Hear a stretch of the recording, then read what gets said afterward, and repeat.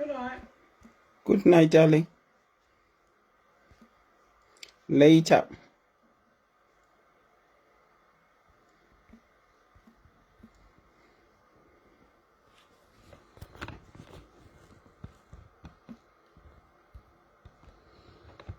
Hello, guys. I'm trying to find out where I can put the light on. Bear with me.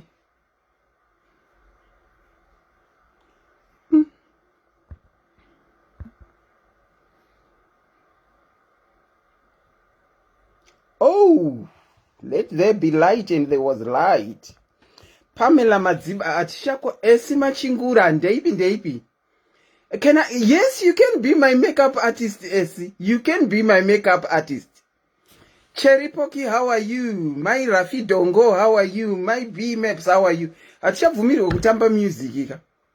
Achavumiri kutamba music. I couldn't help but laugh the other day when SIS MELLY was trying to sing a song. Hey, G Sanyanga, how are you? How are you? Muri say, masquera say wedue. Dudu taziweya, sokuluhle gumede, how are you? Muri seiko. Tiri raiti. Esi wasquera say wedue. Benito Bernard, how are you? Auntie Selina vari right stereki. Zuckerberg akatiitira zvimwe gore rino. Fob Davids, how are you?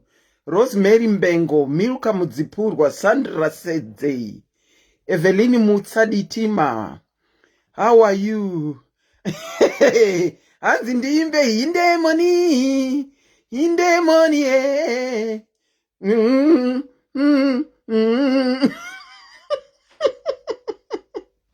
Maiwe hindemoni muchikurimemba here hindemoni pepe kale vakomana taita unge tichafira munhingirikini pamagedhi tichida kupinda kunoona nhingirikini tichida kunoona pepe kale. Shupi Makoni, how are you?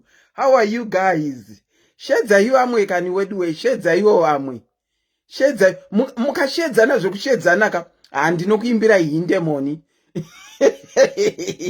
Masiwa Mujuru ndeipi, Clara Mashonga Mende ndeipi. You are my personal person too, B. Davids. I love you. Gamungoshi, how are you? Fiona Simango, owetu moyo. Utini owetu moyo. Auntie Selina, alright. My day, Christine, how are you? How are you guys? Dedzana ikatipedzise second episode yedu married versus single. Dedzanai, Febi, wadedzani? Febi, tanga wadedza someone then doze himba hindemoni. Plaxidis Shumba, how are you? How are you guys? How are you? Humba Magdalene, Lucy Chanakira Zikiti, ndeipi. Enima Viane Hartley, Memory Mufiga, Tarizet, Vaida, Christina. Most of that I think tikataurira naka togona kutsvaga munhu nemunhu kwaari ikoko. Inini SIS MELLY togona kungotsvaga kabhendi kanenge kachiimba kuseri. Zvino handizoti tinozopenalizwa here kana kuti hatipenalizwa, nekuti zvinhu zvacho zvaakungochinja. Ndandiri kufunga hangu kuti munoziva tichapedzera tanzi isusu vacho live yekuonekwa mafesi chaiyo hamuchabvumirwi. Maakubvumirwa kuti munenge muchingotaura. A very good evening to you. Maakubvumirwa kuti munenge muchingotaura muri kusaidi. Zvokwadi ndokwatiri kuenda naZuckerberg. Kana kuti tichagumisidza takunzi evidence chatiza, how are you? Mauya imi muri married ana cherika ndimi the married ones, the married people. Tichagumisidza takunzi kuti uite live wakubhadhariswa zvamunoona gorero. Tinoita stress tikati baba ko tinenge tichauya here dzakubhadhariswa, nekuti zuka rongobika mitemo ka every now and then. Sandra says, how are you? Julie, my boys, ndeipi. You can sing for me. Cherry, ndifonere kana uchida kuimba. Ndifonere. Tine munhu anogona kuimba here ipapa. Manje tikazoimbisa munhu atizonzi pane maraitsi ekuimba. Uchazivi manje naZuckerberg. Zilipa, how are you? Cherry, ndifonere. Consilia dewe ndifonere. Busisiwe, anasi busisiwe sibanda muimbo here.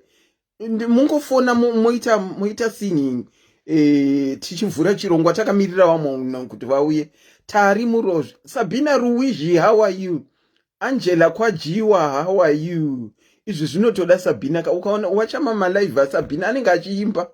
Zvinoisa umwe hatizvigone zvokuimba. Agnes Chibaya Mbuya, how are you? Hanzi naSabina ndiri semisingle. Masingle muriko here uko? Masingle, itai thumbs up tione masingle. Masingle chete, ngatingoitai masingle. Itai thumbs up tione. Emilia Mbanje, how are you? Mamarriage ada kupindira imomo mune masingle. Ndochi hule chisina kunaka. Ndati masingle ndiwo ngaaite thumbs up. Masingle itai thumbs up. Mamarriage arungopinda ipapo. Plaxedes, how are you? Ivin Mary, how are you? My KB, muri sei. Zviri sei weduwe maswera seiko. Laina iwe ndeipi yako. Muri sei. Ndinodavira kuti vari kusekawo masingle but havadi kubudikira. Ndozvinovachaisa varume izvozvo. Gladys Walani, how are you? Priska Willy ndeipi? Fiona Simango, zviri sei tiriko masingle. Ayanda muriko.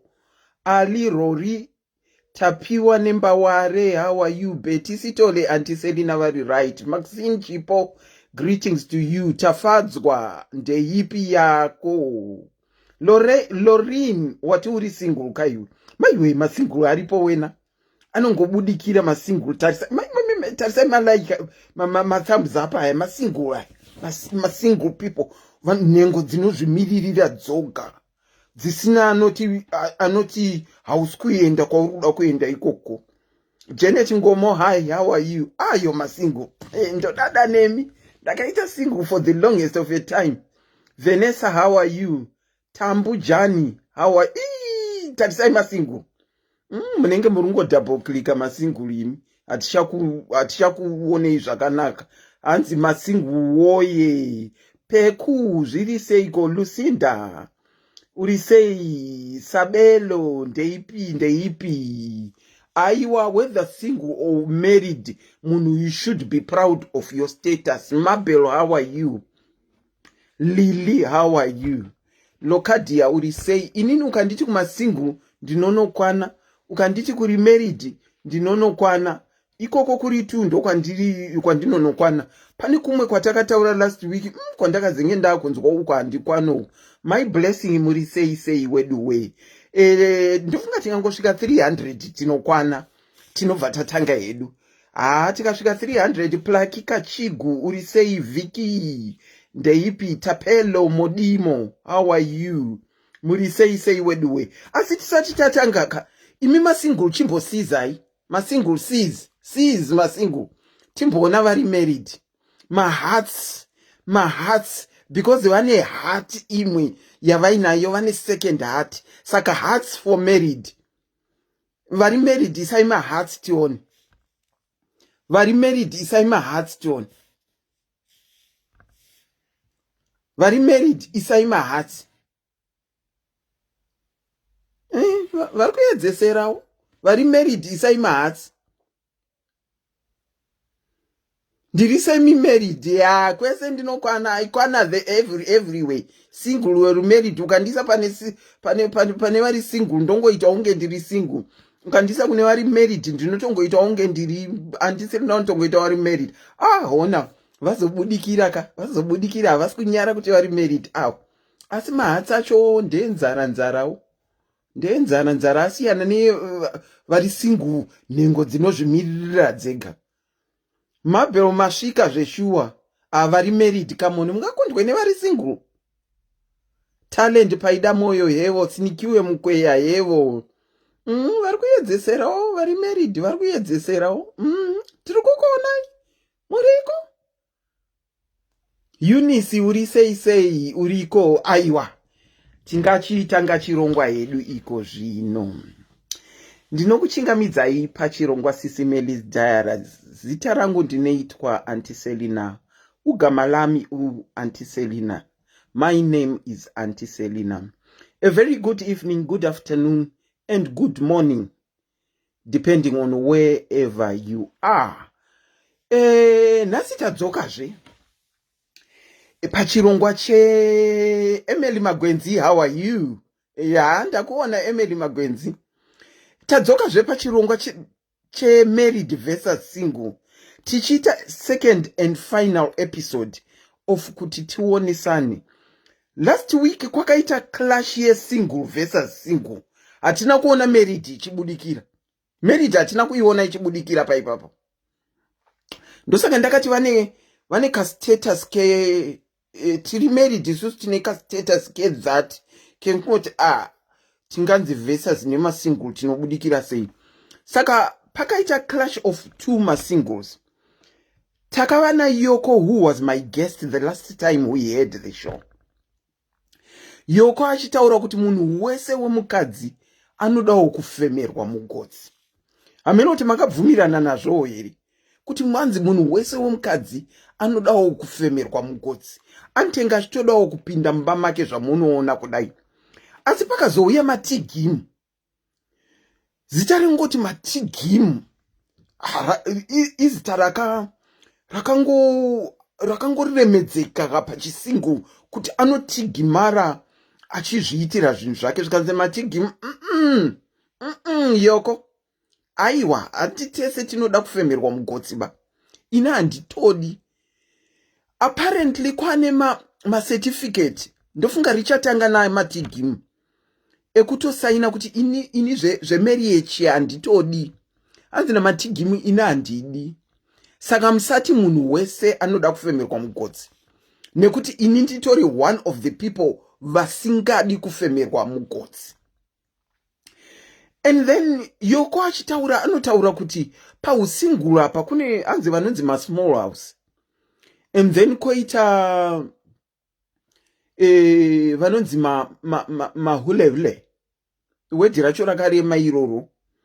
And then pane vamwe vakapindawo vachitaura nezve open relationship. Iyo ina handina kunyatsoinzwisisa kuti handina zvakaexplainwa but handina kunyatsozvinzwisisa kuti zvii zveopen relationship. Saka pausingulu apa pakapedzera pasplita into 3. Small house, vechihule ne open relationship. I think iri kuside remarried. Iri kuside remarried because unenge uri married but uchikwanisa kufambidzana nevamwe vanhu. Makambozvinzwawo nai? Especially muculture yedu makambozvinzwawo kuti kana uri married unoenda pa open relationship yekuti unotenga uchitosangana nana giribeti vamwe muchingonakidzana asi uchidzoka kumurume. Ina handisati ndambozvinzwa asi ndakazvinzwa last week kuti zviripo. Nhasi ndanchida kuti titaure asi timbonzwa kuma married women kuti what is that thing about being married and what do they think about vakadzi vari married. But whilst I talk about vakadzi vari married mazuwano vari kugunun'una nemasmall house. Zvekugunun'una zvekuti vanoshatirwa vakaona masingle vanenge vachingofunga kuti vada kuvatorera varume. Ndozvavanenge vachifunga. Asi of late pane chatiri kuona about married women. Vakadzi vari kubatwa muchihure stereki mazuwano. Apparently married women. Angopostwa married women. Mukadzi wemunhu abatwa aina shamwari yemurume. Mukadzi wemunhu abatwa aina mukomana wakambodanana naye kuchikoro. Vakadzi vevanhu. Saka married women imbofona iwo mutishere zviri mukunzi married so that probably you could encourage vanhu vari single nema small house aya kuti vatsvagewo vanhu vavo vega haikona varume vevanhu. Saka nhasi tinoda kumbopa mukana kumarried women. Tinoda kuona kuti vanofona here kana kuti vane kadzati kekuti hatingaenzaniswe nema single women. Married women, the number is below. You can call in and we can discuss. Remember tiri kutaura married versus single. Asi tikati garei pasina afona nekuti vakadzi vemudzimba kamunotiziva. Munotiziva hatidi kuenzaniswa. Ndiri married ungandienzanise na nhingirikini asina, ungandienzanise naiyoko asina kuroorwa. Kana kuti ungandienzanise nesmall house hazviiti. Imbofona iwo married women tinzwe. Married women, the number is below. It's +44 77 48 330801. +44 77 48 330801.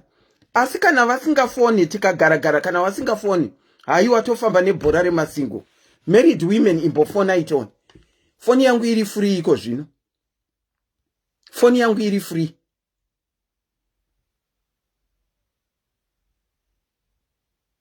Pabva panyarara kuti zi.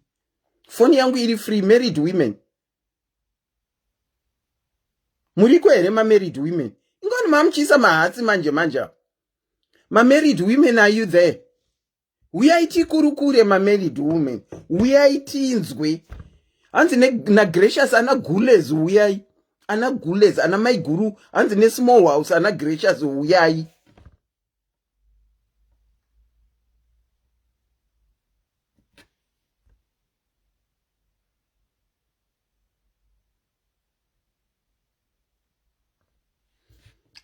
Marriage tikureva vakabvisirwa mari.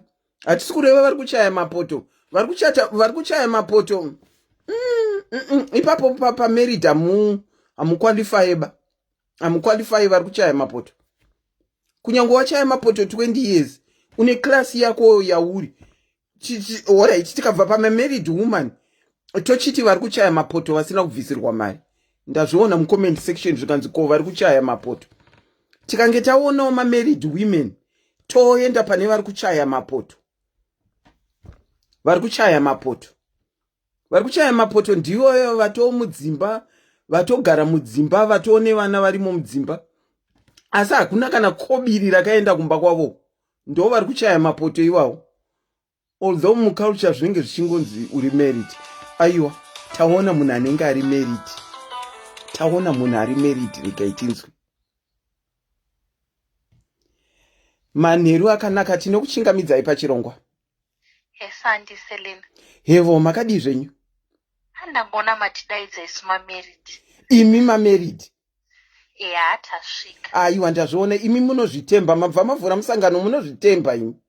Ndaona panyarara ndikati vanhu vangu ndivavhurire. Tasvika. Masvika, tipirei tinzwe. Ndimi married, mune mastatus married. Tipirei tinzwe. Manga mine mubvunzire, muita muchibvunza ndichida ndichipindura. Manje soka kukangotanga kufona 1 vakuda kufona wese. Imi muri mumba muri married.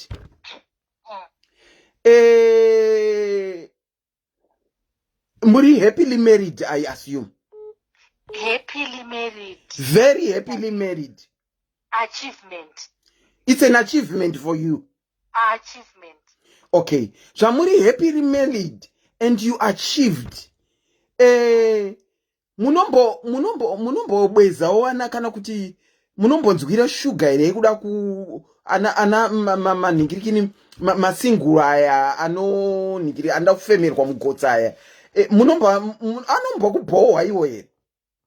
Kutaura chokwadika, ini pangu pamba ndakaroorwa ndaakuda, handina kuzvimhanyiraba. Ndakaroorwa ndichida. Saka aiwa ndinofokasa nezvemba mangu. Zvekuzoti masingu aiwa, munhu wandinenge ndakaroora naye ndofana kumutrust. Okay. Zvemba medu. Okay. Aiwa masingu haatombotinetsi, aiwa masingu gara henyu makadaro. Asi chandinokurudzira semunhu akambogarawo ari singu kwenguva yakareba. Yakareba zvakadii kola? Aiwa yakareba. Handina kumhanyira zvinhu. Uraiti. Ndinoti kutsvaga munhu wako, wozviwanira munhu wako zvishoma zvishoko, musamhanyire dzimba idzi. Asi kukazopinda wakuida soka, aiwa yachievement. Yachievement. Andinoziva kwese kusingle nekumarriage kwese. Haiwa kana naikola kana muchiti kumhanyirira mumarriage munenge muchireve chii apa? Handiti kuroorwa. Aiwa kuroorwa Kodhukura kubva seiko tiri palive? kuzoroorwa uri mwana mudiki ka kwekuti wakasika kuroorwa. Marriage dzachona maakuzoti umwe anoda kufara uko anoda kufara uko zvanenge zvatisiyanewo nekuzoti watozvidzidzirawo wazviitira kalife kako wozochipinda mumba machona unenge wane kamwe kamudzi kabirowo kakati siyanei. Okay. Nekuti wamboendawo kusingle wambotambawo waakupinda wapfungwa dzabva nzvimbo imwe chete. Asi pamakange muri single hamuna kuwanawo maincidences whereby vanhu vanga vari married maitoita kunge threat kwavari? Chokwadi chiripo ndechekuti vanhu vari married kana vakaroorwa vasina kunyatsoti dzikamei, aiwa takanga tiri mathreat tikatosvika kana papati tinenge tichitoita kunge tichavharwa nemazambia. kunzi musatarise musaonekwe nevarume vavo. Tarisirwa pasi nekubvunzwa kuti muchaita mwana rini ko munoroorwa rini. Ukanzwa mibvunzo yanyanya zota vakazvimhanyira vasina kudzika kuti vari kutyira baba vokwavo vari papati ipapo. Kutyira baba vokwavo apa pfungwa dzinenge dzisitombori pana baba vokwavo bhozi unenge uchida zvako. Pane vanodawo zvevamwe aiwa asi dzedu pfungwa dzadziri pakuti tinoda zvedu. Taitoidawo achievement iyo tikaiachievha. Aiwa yaachievement. Alright. Saka muachievement menyu mane makore mangani makaachievha? Matatu. Alright. And hamutotyire Gilbert wekwenyu kuti angangoita ai kuma iwo masingura aya kunyange mukaenda kupati hamutomutyiri zvachose? Handimutyiri zvakanyanya nekuti ndinobvuma inini nekuti wangu Gilbert. Kana akaita zvaneti aiwa anozoziva kuti handizvizivi and totoramba bhoya mberi. Marriage achievement inofanira kuramba ichitoenda kumberi. Kunyange akaita zvemasinguru zavo bhora rinongoenda haro mberi. Kana ndisingazvizivi kako ndingaswera ndichizvipa headache. Ko kuri kunzi mazviziva. Tinoziva kuti iko zvinomati muri happily married and makaita achievement yenyu. Ko kuri kunzi pazongoitika kunzi paitika kamusinguru kari kunetsa mazviziva kuti tinotsvaga imwe achievement. Naitete mati tinotsvaga imwe achievement. munobuda paachievement yamuri moenda kune imwe tinotsvaga imwe achievement. Zvamuchapedza nyika nai zvino naitete unokagarira chihure sezvinonzi handinawo chihuriso. Mazvinzwa zvavataura matichi vakata kola vakata aiwa kola tinofanirwa kudzokera kwavari. Hanzi unogarira chihure sekunonzi iwa hauna nigirikini here. Ndofunga ndivo ava cheta ndivo kola vanga vane nhamba yanda ndivo chete. Hanzi ndinobuda kana achievement iyo yakurakidza kuti yakuita zvechihule ndinobuda ndoningirikira ndonotsvaga imwe achievement ndozvataurwa nakola. Saka ndoda kunzwa more about that. It's ringing. Hello, ndimi kola wandachitaura naye iko zvino. Hello? Hello? Hello? Hello? Taswera aiwa ora titaurai pana kola wandoda kupedzisa naye ndinozomutsvaga papaya ndikarimemba.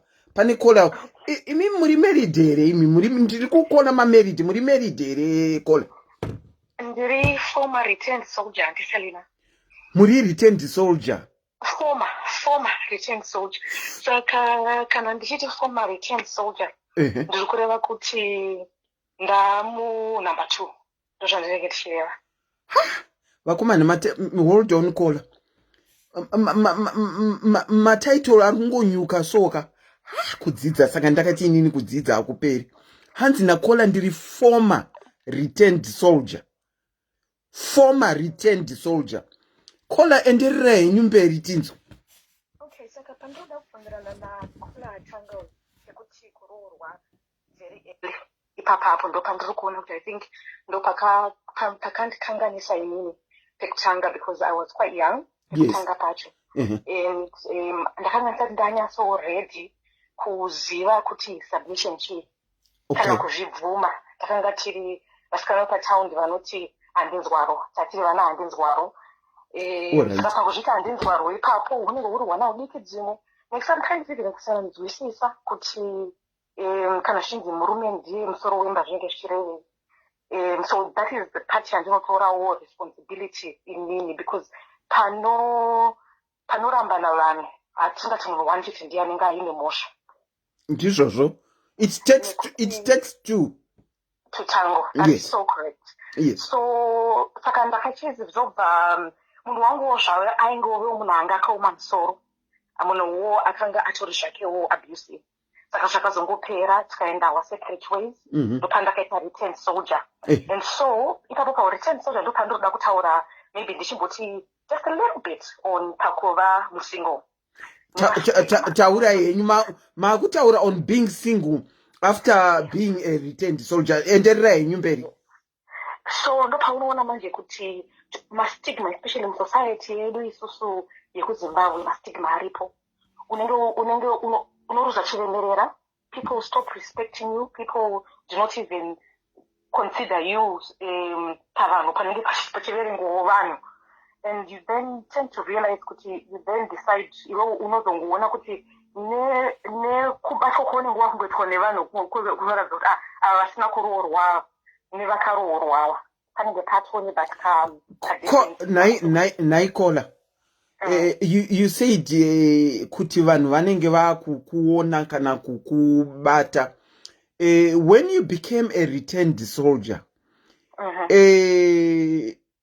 and you were now single, did you ever come across a situation whereby you heard or you overheard or you saw to my reaction to vanhu vachingokuisa mubracket riya rekuti ava vari single makambozvi experience izvozvo? Oh yes, especially in family, that's where you get really to my behavior itocho mufamily. Mufamily, yes. Ndopaunenge wakuona kuti kana uine like macousins ako vanenge vari vana mai nhingi kana kuti chindo vanenge vangowo vanhu zvete vari basa mufamily. Even kana mukaenda even panenge pari pamafamily gatherings, and even just the way you are dressed inokuita unyazokufila kuratidza kuti panapa kapa respect yacho ishoma pasi sina, because tingori nethat ningrini yekutarisira ma-returned soldier pasi. Asi vanhu don't look at kuti munhu angaenda through what kuti aizodzimara pakuti ndatadza ndakudzokera kumba. Unenge wacho, because people just don't give up easily, especially on zvakaita sema-marriages. But unenge wapinzwa mune imwe situation yekuti unotozoona kuti aiwa kubva panapa upenyu hwangu ndichinawo kuri nani kana kuti ndizodzoserwa kuna mai vangu ndaambox. Okay. So ndozvinenge zvakupa kuti uzoita decision iyoyo. And then ndichiendera mberi, because I don't take too much time, ndinoda kuti vamwe vamacallers vazouya. Ndichiendera mberi kuzobva. Aiwa, ma-married taura yenyu. Last week takanyanyo concentrate nemasingle. Ma-married tinotoda kunzwa kwamuri. Okay. Saka ndaona kubva ipapo pausingle ndichingoti ndichida kupedzisa ipapo nekuva return soldier, ndichingo encouragewo muma-return soldier kuti do not rush into another relationship. Take time. Uchinge wabva paunenge uri ipapo unazoita take time yekuti tanga wahila from kurwadziswa kwaunenge wakaitwa and then find yourself, because sometimes pane marriage inotokuita kuti you lose yourself, you forget who you are, you forget kuti iwewe ndiwe ani, nekuti munhu anenge akuita take over upenyu hwako zvimwe zviri serious. So musamhanyi futi kujambira because you go from the frying pan into the fire. Take time. And chinhu chakakosha is care about the next partner waakuziva, but also iwewe look back uona kuti inini part yangu yandakaplaya ndeipi, ende kana ndazoenda next ngareni what am I going to change. It's very important kuziva kuti iwewe paukanga une shortfall papi pakuda kuzadzikiswa. So anyway, naikola. Mati kana waita returned soldier, pane tunhu tunoaktwa nevanhu twekukurakidza kunge kukudzikisira pasi because hausisiri marriage. And then you went on to say kuti before your next relationship take time, don't rush into marriage. Saka apa ndinoda kubvunza kuti zvinondotora time here ndisina kuroorwa asi yeti ndiri kuwana tumwe to disrespect twekundidzikisira kuti handizi married. Zvinoita here nekuti ndine nchida kubvisa kaikako kekunzi handizi married kasaka ndikange ndatobva kune imwe ndikange ndatoona mumwe ndikangopinda hangu zvine basa rei? Iyo peer pressure. I never do things zviro peer pressure nokuti vanhu vanozonditi chii kana kuti chii ndingazonzi kudi you because mukajambira kuti mweine nekuti makuda kuti hamba dzirapedza nokuisai parespect muchangojambira futi zvandambotaura from the frying pan into the fire, which is why it's important to take that time to just heal from zvinenge especially munhu anenge abva because kuti utobuda marriage unenge utobuda pakaoma, so you need that time kuti uchihila kubva pakaoma ipapo. You need that time kuti uchizvitarisa kuti okay, inini what part did I play? You need that time kuti uchizvitarisa kuti inini ndini ani ndinoaini kuti direction yangu ndeipi.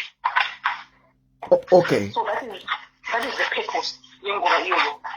Okay, saka imi makaita married mukaita returned soldier makazoita married futi. How long did you take from being a returned soldier to getting into another achievement? Inini hangu ndakatora 6 years chaipo, but hazvisi zvemakore, zvinenge zviri up to iwewo munhu neupenyu hwako nezveupenyu hwako uri pasi, chii chiri kuitika muupenyu hwako nemastages eupenyu hwako. Saka ndinenge ndichirekomenda kuti makore akati kana kuti chii, but it's just about iwewe wanyatsozviona kuti wasvika panzvimbo yekuti waready futi kupinda mune imwe commitment inenge yakadaro iyoyo. So ininiwo ini zvakanditorerawo ngiri 6 years, kwete kuti ndanga ndichiri ndakabatirira kubva kuna Gilbert anga andishungurudza ndakabatirira maybe for the first 2 years aiwa mwoyo wangu waimurwadzirwa, but zvakazongopera zvokumurwadzirwa ezvinezvi ndakuda kunge kumbonyasora inini ndichinatso kunakidzwawo neupenyu hwangu. I guess zvinosiyana. Imuri kuti makatora 6 years, inini ndakatora 17 years. That is how many years I took kuita imwe second achievement. Saka mazopinda second achievement iyi maka experience respect yamakaona muri mu first achievement, mukawana some disrespect muri mu returned soldier, mukazopinda muimwe achievement. Do you feel kuti you are now getting back that respect yakambenge yarasika iyi? Okay, kukupindura mvunzo iyoyo ndakutanga nepati kuti ndambokorektawo zvangu kuti achievement apa inini kupinda kwandiri haisiriyo achievement. Hakuzi achievement kugarama kuona kugarama nekuti hakomana chinhu chinonzi kuroorwa it's not child's play chakaoma. Saka pandiri inini paachievement pakuzongona kupinda hakusiba kuti haiwa hangu ndabvisirwa ndaroorwa aiwa upakucha achievement kola vekutanga ndimbokubata kola vekutanga vati it was an achievement, imimi muri kuti haizi achievement. No, inini ndiri kuti achievement iripo, but ndinoda kuexplaina pandiri kuti pana achievement kwandiri ndepapi. Saka inini kwandiri pakuti ndakazowana munhu wangu akanobvisa mari akabva atenduka kubva ndatochata ndikatosvika futi rimwe gauni kechi2 kwandiri yaive blessing. For me that was a blessing from God. Asi chaachievement manje ndechekuti ndigare ndirimo manje ndo pacharakidza kuachievement wangu kuti ezvinezvi pakama kusvika mu10 years musi watichacelebrata 10 years dzedu ndechiti I've achieved ndopandida kutaura zivire kuti achievement nekuti marriage is not child's play yakaoma. Okay. Ndakazivire kuti achievement ndichinge ndagona manje kuramba ndirimo mumba imomo ndozvindaenda kuti aiwa ndaachieve. Asi mukaendawo kumapati, now that you are in your second marriage just like me, mukaendawo kumapati mune kanhu kaya here kekuti munoziva masingu vanenge vachingoayawo, let's say maenda nemurume wenyu vanenge vachingotarisa, mune kanhu kaya kekutiwo here vanokubhohwa imasingu neaction dzavo dzavanenge vachiita, because they come dressed to impress, they talk to impress, they walk to impress. Masingle women nekuti vanhu vachiri kutsvaga vanombokunyon'onyaiwo here kana muri around them nemurume? No, inini handina any issue with any single woman anenge achida kuzvichenera, anenge achida kudii, because inini I've been a single woman before ndichienda kumedit event, anenge akazvichenera, anenge akadii. Wandingatozoita issue naye ndiye wangu uyu akaita chizinzo chekuti I will be faithful to you, ndikazomuona akuita zvisirizvo ndiye wandinoita problem naye. But vona vakazvichenera ava vana ngavacheni chaizvo, hapana chakamboipa, asi wangu uyu akazoda muzotenga even kana kutarisa chaivo aiwa munhu anotarisa kozvakaitei, nokuti even inini semu-ex-return soldier kudai ndatokura ndatomuma40s kudai ndichindikariswawo chizvi ndikatopfekawo vanhu vanototarisa vozongoona rini vangoti okay munhu wemunhu, but you know, so hapana chakamboipa. But ndikazoona wangu uyu akuda kunobata tarisa yandakachaiona kuti uyu akachena kana kuti vangati takambozviita nahambi wangu kuti anzona okay musikana akachena ndii kana divi totokomenta tese ndototi hai ende akachena zveshuwa totokomenta tese kana kuti indoti zvisexy yobva toti saka iye manje ane kasitike anobva she's not as sexy as you ndakati shama never good. Wow. So no, handina ishuba even kana kuri kuti ndikaona munhu anenge achitaurwa naye ka handimbofanda kablame the other woman and said because wangu ndiye akaita promise kwandiri kuti I will be faithful to you, kwete musikana ataurwa naye muroad. That girl has owes me nothing and she never made me a promise. Okay, regai ndidzokorodze kumaviewers zvamataura mundikorekte. Kwai ndikaona zvaakuitika nakola watiinawawo vati number one vati hanzi inini hangu handingati achievement kunzi ndaroorwa, asi pane zvinhu mumarriage zvandinoconsider as ma-achievements, like vachaita anniversary yavo ye10 years iri kuuya manje because vasvitsa 10 years dzavo muvari mumarriage, she thinks it's an achievement. But vari kuti kwai kuri kunzi taita encounter kana kuti taenda pamapati pane vari singuwo, murume otanga kutarisa ivo pamwe vari single vachidairawo nemaziso vachitswinya-tswinyawo, hanzi handidhile neuyu, ndinodhila newangu akaita mavows neni kuti in sickness and in health ndiye wandinodhila naye. Zvinova zvavataura izvika zvinova zviri kufeirwa kuitwa nevanhu vakawanda, because vanhu vakawanda, truth be told, tinoda kukonfranta kana wacho angonyengwawo ndiye watinoda kukonfranta, tisingadi kukonfranta dhimoni redu ratiinaro iroro. Wow, Kola, thank you so much. Matoti enlightenawo kuti kuva married kune karespect kaunoenda, saka ipapo tinenge tiri kuagriya kuti kana uri single unenge unongoonerwawo pasi, so tinenge tiri kuagriya tese. Thank you so much, Kola. It's my pleasure, and so my last word is just, to me, marriage is a blessing. The achievement is staying married. And ladies, pray for your marriages, because marriage is not easy. There is happiness, but there are also difficult days, because in different homes and raised by different standards. Yeah, yeah, correct. Learning compromise and just learning sometimes to just let go of something. But you know what? You have to make a big deal out of everything and just let it go. And life goes on. So that's all I have to say, Amsterdam. Thank you so much, Kola. Thank you. And thank you for the time. All right, bye. Hanzi Kola, marriage is a blessing. And zvinozoitika mukati ndoma achievements. We've got another caller on the line. Tinokuchingamidzai pachirongwa SIS MELLY's Diaries. Maswera seiko wedwe? Serena makadizvi. Aiwa tiripo. Kwakadii kwamuri ikoko? Kwedu kuri nani handina kuzonyatsonzwa kuti kwanzi vakaroorwa vaite vataure nezvei. Chimbondiudzai kuti kurikwa nezvei. Sorry, ndokumbirawo kuti kana paina caller paline mukamboti mirei nekuti volume yedu inobva yatidzikirei. Chii chiri kudzikira? Aiwa ndiri kutaura nemaviewers kuti ndokumbirawo kuti kana paine mumwe munhu paline musakole, ndinozogona kuzokukolai back. Tiri kutaura nezve masingle. Imimi muri married, mati muri married ka?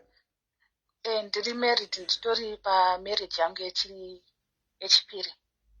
Yechipiri? Okay. Tane one anenge ari pamarriage yekutanga. Koita host wenyu ari pamarriage yechipiri. Koita caller bva mukutaura ari pamarriage yechipiri.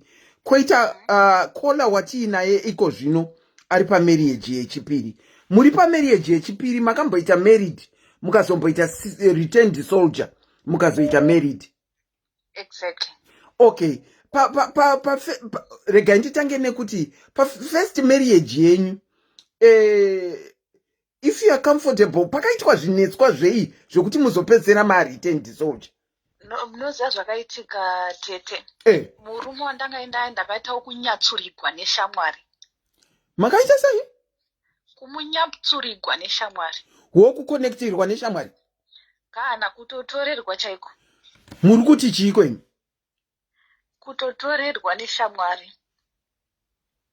Shamwari kuhwezura murume wenyu? Kunyatsura. Kuhwezura kunenge kutori nani kune kunyatsura kwandokutaura ikoko. Kunyatsura shona yacho yaita 2DP. Ndiwe kumasingo kaini. Makaita zvokunyatsurirwa murume neshamwari? Kunyatsurirwa murume ndiripo. Zvakambofamba seiko? Tiudzeiwo ka zvakafamba sei kuti munyatsurirwe murume? Tete zvakaitika murume uyu ndakasangana naye saka tanga tiri tese. Saka ini ndogara hangu kuEurope. Saka ndikaita shamwari yangu yanga iri yepedyo asi yakaita dambudziko rekuti zvina kufamba mushe mapepa and stuff, so anga asingakwanisi kushanda. Akandikumbira akati ndoziva kuti wewe nechi uneimba and unogona kundichengeta ndichizama kugadzisa mapepa kuti ndiwane basa ngatanga kushanda ndigozobva. Saka anga akukumbira kuti agare mumba mangu for just 3 months. Okay. Obviously I had to speak to my husband.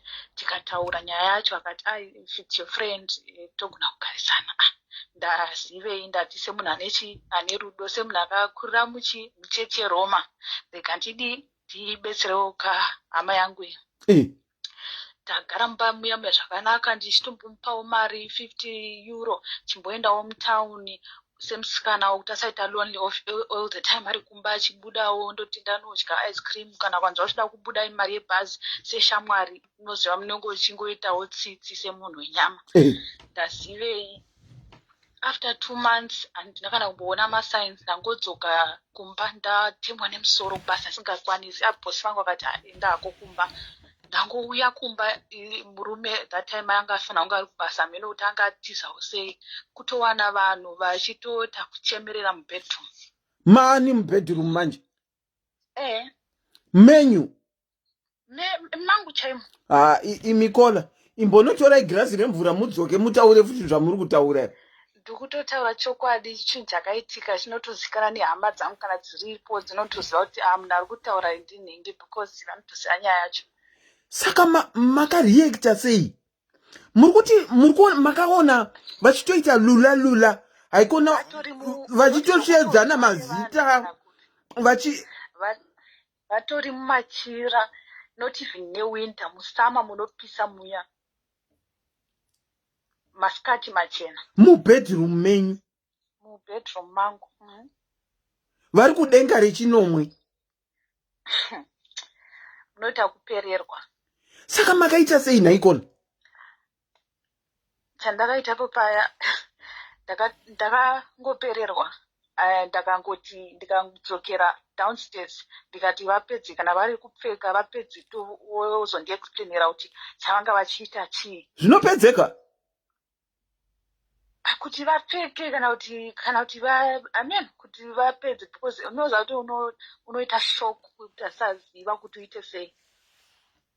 Kubva maenda downstairs paya? Ndaenda downstairs pasina minutes vakauya vakapfeka, tikati titaurai zvanga zvichiitika, kukanzi sorry, unoziva kuti ndiri munhu wemurume, ndiri munhu wenyama, zvangoitika angangodi. Handina kuwa explanation nemusoro ipapo, musikana haana zvaakataura. Ndikati zvaitika ndaita sei? Ndazviona inini chandogona kuita ndechekutsvaga lawyer, because handina chihombe chandogona kutaura newe. I just need a divorce. Kukanzi so if you choose izvozvo, I can't stop you. Ndo mabvira ndakazoita, and to tell you what, they are still together until now. You can't be serious. I'm telling you. Saka imi ndimi makazosuduruka pamba? Ndakatobva because ndandichiri mudiki at that time, and saka vachiri kugara pamba yamaigara here iyo? Because the house yanga yakatengwa nemurume iye. Manga musina muchato here? Tatine muchato. Saka divorce yakaenda through? Divorce yakaenda through. Hapana chamakaonawo pamba ipapo? Aiwa, zvakaitika ndezvokuti murume uyu takarisangana kuri kuAfrica, and chandongotaura ndechekuti murume uyu anga angotumwa naMwari kuti angondiyambutsawo, because patime yandakasangana naye ndanga tori munhu aimbonetseka kuti aite sei aite zvechikoro, ndichizama kuda kushanda mari kusina. Okay. Mwari akangomutumawo ndikakwanisa kuti ndiyambukewo, and handinamboti ndasvika ndikagara. Aiwa, I started going to school, ndikashandisa opportunity yanda ndinayo ndikaenda kuchikoro ndikadzidza. Pazvakaitika pa ndatopedza ndatograduata iri ipapo. Asi zvakaitika ndezvokuti imba iyi angagara ainayo, but andinoziva zvekueurope zvokuti imba unogona kunge uinayo asi achibhadhara mortgage yemba, saka I couldn't be involved panyaya yemba, but obviously some properties we had to share. Okay. Saka divorce yakaenda through hai? Divorce yakaenda through zvikapera. Ava vachigara vese, they are not married zvavo, but they're still staying together. They don't have kids also. Imi makanga muine vana hereko? Lucky enough ndandisati ndava naye, because actually murume angagara asiri kuda kuita vana. Alright. Wow, I'm so sorry to hear that, honestly. Saka mazobva paya mahwetsurirwa neshamwari, kwakutotanga kuita single life? Ndikatanga kutoita single, and luckily that time I had a good job, so I could continue the life yandairarama even before, even though I was renting somewhere else. Ndikatanga kuzvigarirawo ndega, ndikati kwaMwari, ndatadza chii? Ndati ndibetsere munhu kukunda kuziva kuti kutadza. Ndikambotraya kublema Mwari mapraises, but ndikaona kuti zvinhu zvazvisi kuita sei. Zvina zvazvinondibatsira. I have to just move on and to accept chokwadi, the truth, the bitter truth, kuti ndo zviripo. I have to accept and I have to, life has to go on. Ndo kusimuka kwandakaita, ndikatanga kuzvimirira semunhu ari single. Okay. Ndakangoita luck, handina munhu angaindijaja kuti ndazoita single, because I didn't have family around nekwamanga muri. Exactly. Yes, ameno kana vaizotaura behind closed kwavangiri ikoko domboshava nekupi kwavaizotaura mudzimba dzavo zvandisiri kunzwa kwandira isi problem api, saka anambosangana nazvo. Okay. So we can safely say your single life was okay? I would say it was okay, and ndopandakadzidza how to love me more than anyone else. True. How to put myself first more than everybody else. Because sometimes unongochisa vamwe vanhu uchiva involve pamarriage dzako because watsitsi, because waita se uri munhu ane rudo. ndikaona kuti ayo izvi hazvisi kuita sei inini hazvambondibhadhara ndosaka ndakazvimira zvakadero. Kana uchinetsekawo ndogona ngokubatsira uri ikoko kwauri noti kudhuze neni. Iye matoita mukakola mukataura nekuti chitori chinotofanirwa kuita chidzidzo kuva nevari kuona uku kuti shamwari ziva pekugumira neshamwari dzako, especially kana uine murume. And hazvinamboitika muupenyu hwangu just once. It happens every time when I have somebody. Ndinongowana tu vanhu tinenge zvida kungouya ipapo pamunhu wangu vachida kudii. Hamene kuti wai vanhu vachida zvinhu zvangu vasingadi kukwanawo zvavo kana kuti ndo zvinongoitika kweza meno. Muri kutaura kuti pamarelationship amunoita munongowana vanenge vachida kungopindira. Ndakamboitawo mukomana ndisati ndatombororwa. Mukomana uya akatozondiudza kuti shamwari yako ndambosangana naye. Vakanga vasangana coincidentally ameno kwavakasangana mutaundi.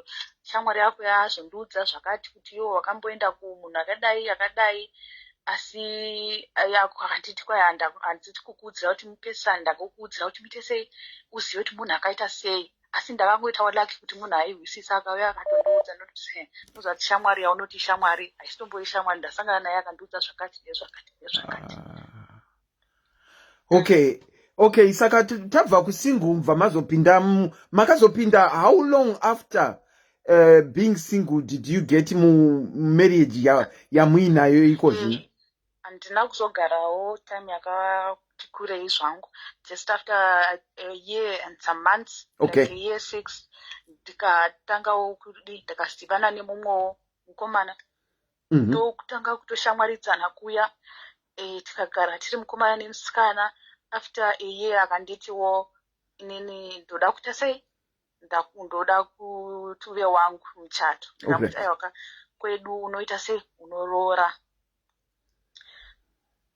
Tikambonetsana nenyaya yekuroora achiti ndiri kudavira kuti haaziwe kwedu ava munhu asinga understand zvekuroora kuti izvozvo ndinozvinzwisisawo nekuti zvakanga zviri kusaidi kwanguwo kuti what?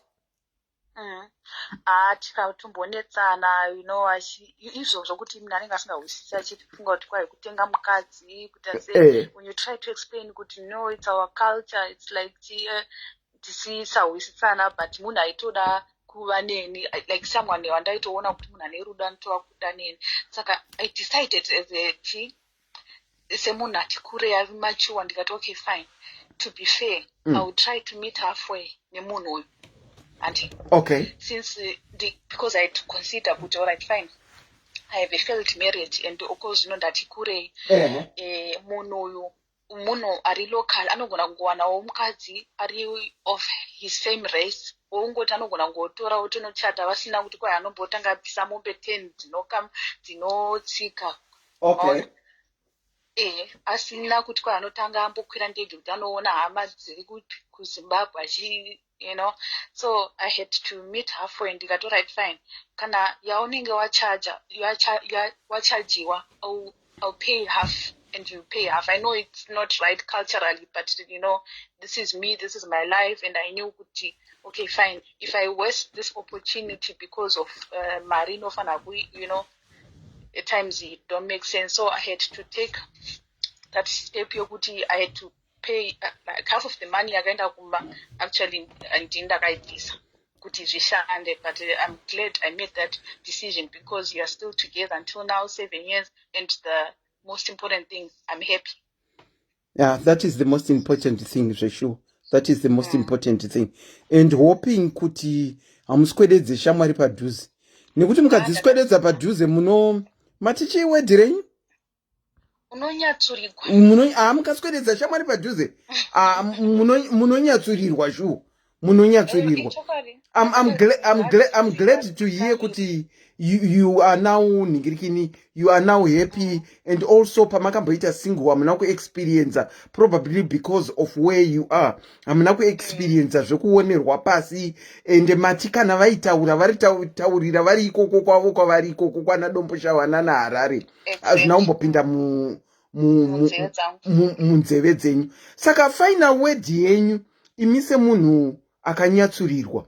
What advice would you give vakadzi varipo ava vanoswededza shamwari mudhuze dhuze zvekutoti anogona kutoenda kana kumagrosa osiya giribheti nashamwari. What word of advice would you give to vakadzi vakadaro? I would say they just have to be careful with the people ivo vari kuswededza padhuze navo, because sometimes it's not fair also. Kana ndikati vanhu ngavasaswededzwe padhuze kana kuti vanhu ngavatiziwe, because vanhu havafanani macharacters avo. But manje the difficult part of it is vanhu they hide themselves. You won't even know that person until it happens that same day. Wototi ndo munhu wandaiti shamwari yangu, because you wouldn't know, because if you knew you wouldn't have done that even before. So it's not easy kuti utase uzive kuti munhu uyu aim yake ndeyekuita sei, ari kukaukira life yandinayo, kana kuti munhu aripo pakundisapota, munhu aripo pakundisimudzira. Saka but just to be careful. Kana munhu achiita zvepamba pake ngaite zvepamba pake. Shamwari, it's not wrong kuva neshamwari, asi you can meet shamwari yako amene kwamunosangana mutown or anything. If anogona kuuyawo kumba kwako, but not zvokuti vanotoswera nemurume wako muchitandaridzana kunge, just keep murume wako neshamwari dzako a little bit of distance. Thank you so much, Kola. Thank you. Ishoko iroro ramataura zvabva zvandirimainda mwekola watakaita last week wekutoti aitoti muroora achitoti hanzvadzi kumunhu waaitopinda naye mumagumbezi. Zvandirimainda dhati kuti wekuswededza padhuze vanonetsa. Be careful. Ivo vakadzi vari married, be careful weduwe. Kunyangwe ivo vari single vane maboyfriend, be careful of shamwari.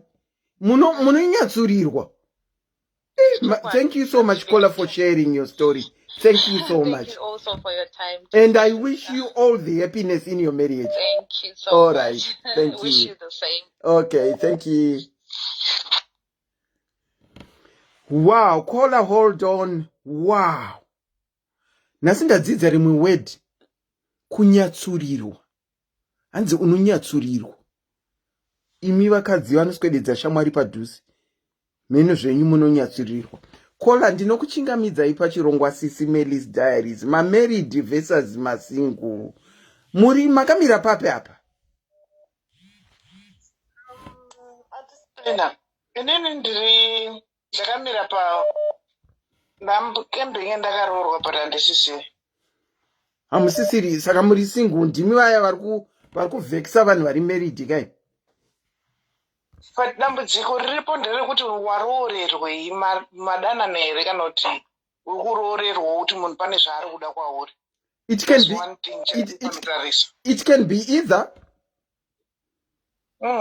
Ini ndakaroorerwa kunzi munhu ari kuda kugara munyika. Ati ndakambotaura nyaya. Ndimi vekuroorerwa munhu achida mapepa ini. Saka makaroorerwa munhu achida zvaaida. Kutonyatsoplana munhu anogara pasi wasesa kuona kuti uyu ari right way. But harusi rudo, munhu ari kuda kugara munyika. But imi maizviziva here kuti ndiyo yanga iri nyaya? Ndakaputirwa ndisatombozviya nchitoti Mwari uyu ndiye wamazondipa chaiye manje. Vakomana ndida kudai so iwe hausitomboziva hako kuti kunze uri kurohwa tenoti. Zviya makati mukosha weda iyoyo kupi? Naijimbi. Ekwele. Hazviperere ipapo antiselina, because zvimwe zvinhu zvacho soka zvinotongoda nyasha dzaJehovha. So zvimwe zvinhu zvaunoitirwa muupenyu unoshaya kuti Mwari ti vana ndine vana 2 takatadza kupindirana zvachose kuti kanditi vana ndigare nevana zvakanaka-naka, but munhu anongokufomera nyaya dzimwe dzisinganzwisisike zvekuti rimwe ritoto nditaure pane ruzha rwakazarwa navana unototi kozvi zviri kuitika. Ukongozviona social worker anosvika kumba ukuzotizvo hanzi wakazocheka vana kuzasuku kuti vana vakure. Chirudzi. Vana vasikana hera? Vasikana here. Okay. Ndikati inini ndichizocheka kuti zvigondiitei. but anyway inini ndiri muhealth case so ndoitirei zvakadaro. Amen. Kupfungwa dzangu dzaakutacha papi munyika munomu vana havasi vako ndevako vari mudumbu but kana abuda mudumbu haasi wako Awe hurumende zvinodiwa nemutemo. anenge awe hurumende sure. Saka vanhu chandongoti pane vamwe vakaroorwa zvavanodanana nevanhu marudzi aya but dzimwe kavhurai musoro wenyu nepfungwa dzenyu unyatsoona matauriro amaita munenge mune kabitterness nemarudzi. Nditori neimwe especially vanhu vekurudzi ikoko kuwest uku ndikangovanzwa mama wangu unobva kungoti Mwari ndiregerereso ndotongofutarisa ndokutongoti you need God because musoro mavo so pfungwa dzavo handifunga kuti vanofunga vanhu chaivo chaivo kuti vese here kana kuti urume. Handifunga kuti ndevese ndewenyuwa makange makawana makangoitawo munyama imini. Vazhinji vandinongoona ingori nyaya dzekugadzirirwa mapepa parinoita zvabvachanuka. Aiwa pane zvimwe futi haizi nyaya yemapepa chete, pane zvimwe. Pane vamwe vari laki zvimwe zvacho ndezvekuseenzeswa because vakadzi isusu tinosenza especially mazimba tinosenza ende tinoda kudzidza tinoramba tichienda kumberi nekumberi. Unongoona murume anokuda kuuya uzokukuseenzesa iwe uchiti makomana ende wozozvitarisa pasi wogara pasi kuti but ko Mwari inga zvinhu tofanirwa kubatsirana but ndiri kukupawo chiremerera chako chemurume hausi kuchiona chiremerera chako. Saka imi makapinda muwanano iyi nerudo asi oga vakapinda nemhaka yemapepa. Alright. Kutokurumidza kunhumburiswa kana vachitozoziva kuti vanogona kunhumburiswa kukurumidza kunhumburiswa kuzodai naikola makaziva at what point mune mwana wekutanga here kana kuti mane mwana wechipiri kuti ari kuda zvemapepa chete? Mwana wekutanga ndane 5 months ndiyane 5 months ndipo ndakaziva kuti shit. Saka wechitu makazonoita sei? Makaita sei wechitu? Ndakakumbirwa sori yekuzonzi sori hako hamene usata nanga ndipinda. Vanhu vaya vanogona kukumbira sori ini. Kana pane vanhu vanogona kukumbira vakomana comment section iri kubvira nenyaya yana oga hanzi ana obina baba yanyorwa iyi haiverengeki. Vanogona kukumbira sori handiseli naimi zvekuti inini ndakatochema ndambona murume anosvika pakuchema achiti sori. Kunyika kwedu kuZimbabwe hakuna izvozvo. Saka mva mafunga kuti zvaita ndochidusa munhu ati sori. Mashirwa aiwa hakuna zvese izvozvo munhu ari kutogadzira zvinhu zvake. Saka makangonzi sori mukabva mabhedhenura zvekubva mazoita mwana wechipiri nesori chete. Ati sori kabva takutanga kumboti achiona mwana tichizodai dabhethi ranga riri muzita mangu ndokupusa kwandakaiti ndabata munhu ati sori rega ndichichinja zita kandiise zita rababa. Apo ndo pandakatozonoona kuti finish. Munhu anga aringoda zita riende pabhethi chete. Saka makazobengenuka zvaita sei naikola? Tichitobva kunochinja zita ndo pandakaona kuti nai Mwari ndazvikatanurira imwe dambudziko futi. Ndidzokere bhei kuti ndichinje futi zita zvikanza zvitaiti. Nemikola munenge maingoita unge zvakapata-pata, munenge mune zvimwe zvamaida besides that. Kudaro so kana wadiwa unofunga kuti wadiwa waregerera munhu uri kuregerera munhu chaizvo but munhu ari kutokuseenzesa pfungwa dzako so. Saka kuri kunzi maona mumwe oga futi hamudiri ndikakutsvagira imwe oga kusvipa mate chaivo rodhi iyoyo kana zviite. I'm happy nevana vangu fine but kufamba rodhi iyoyo futi handifi ndakaifamba because vanhu vacho havasi vanhu vekutrust. Varipo hava vane laki vane vanhu vanoona vanovatrusta zvavo but 99% vanotoziva nhesi vari kungochema pamusoro pevanana oga. Isati vanzwe kuchema saka tinenge tichifungofunga kuti zviri right mudzimbabwe. Vamwe vanhu chema vanogona kukavha chinonyanyonesa kaandisena ndechekuti vazhinji taakufira kunzi misisi hamene kuti kunzi misisi kunopinza denga here kana kuti kunopa mheno chimwe chimiro pane vamwe vanhu.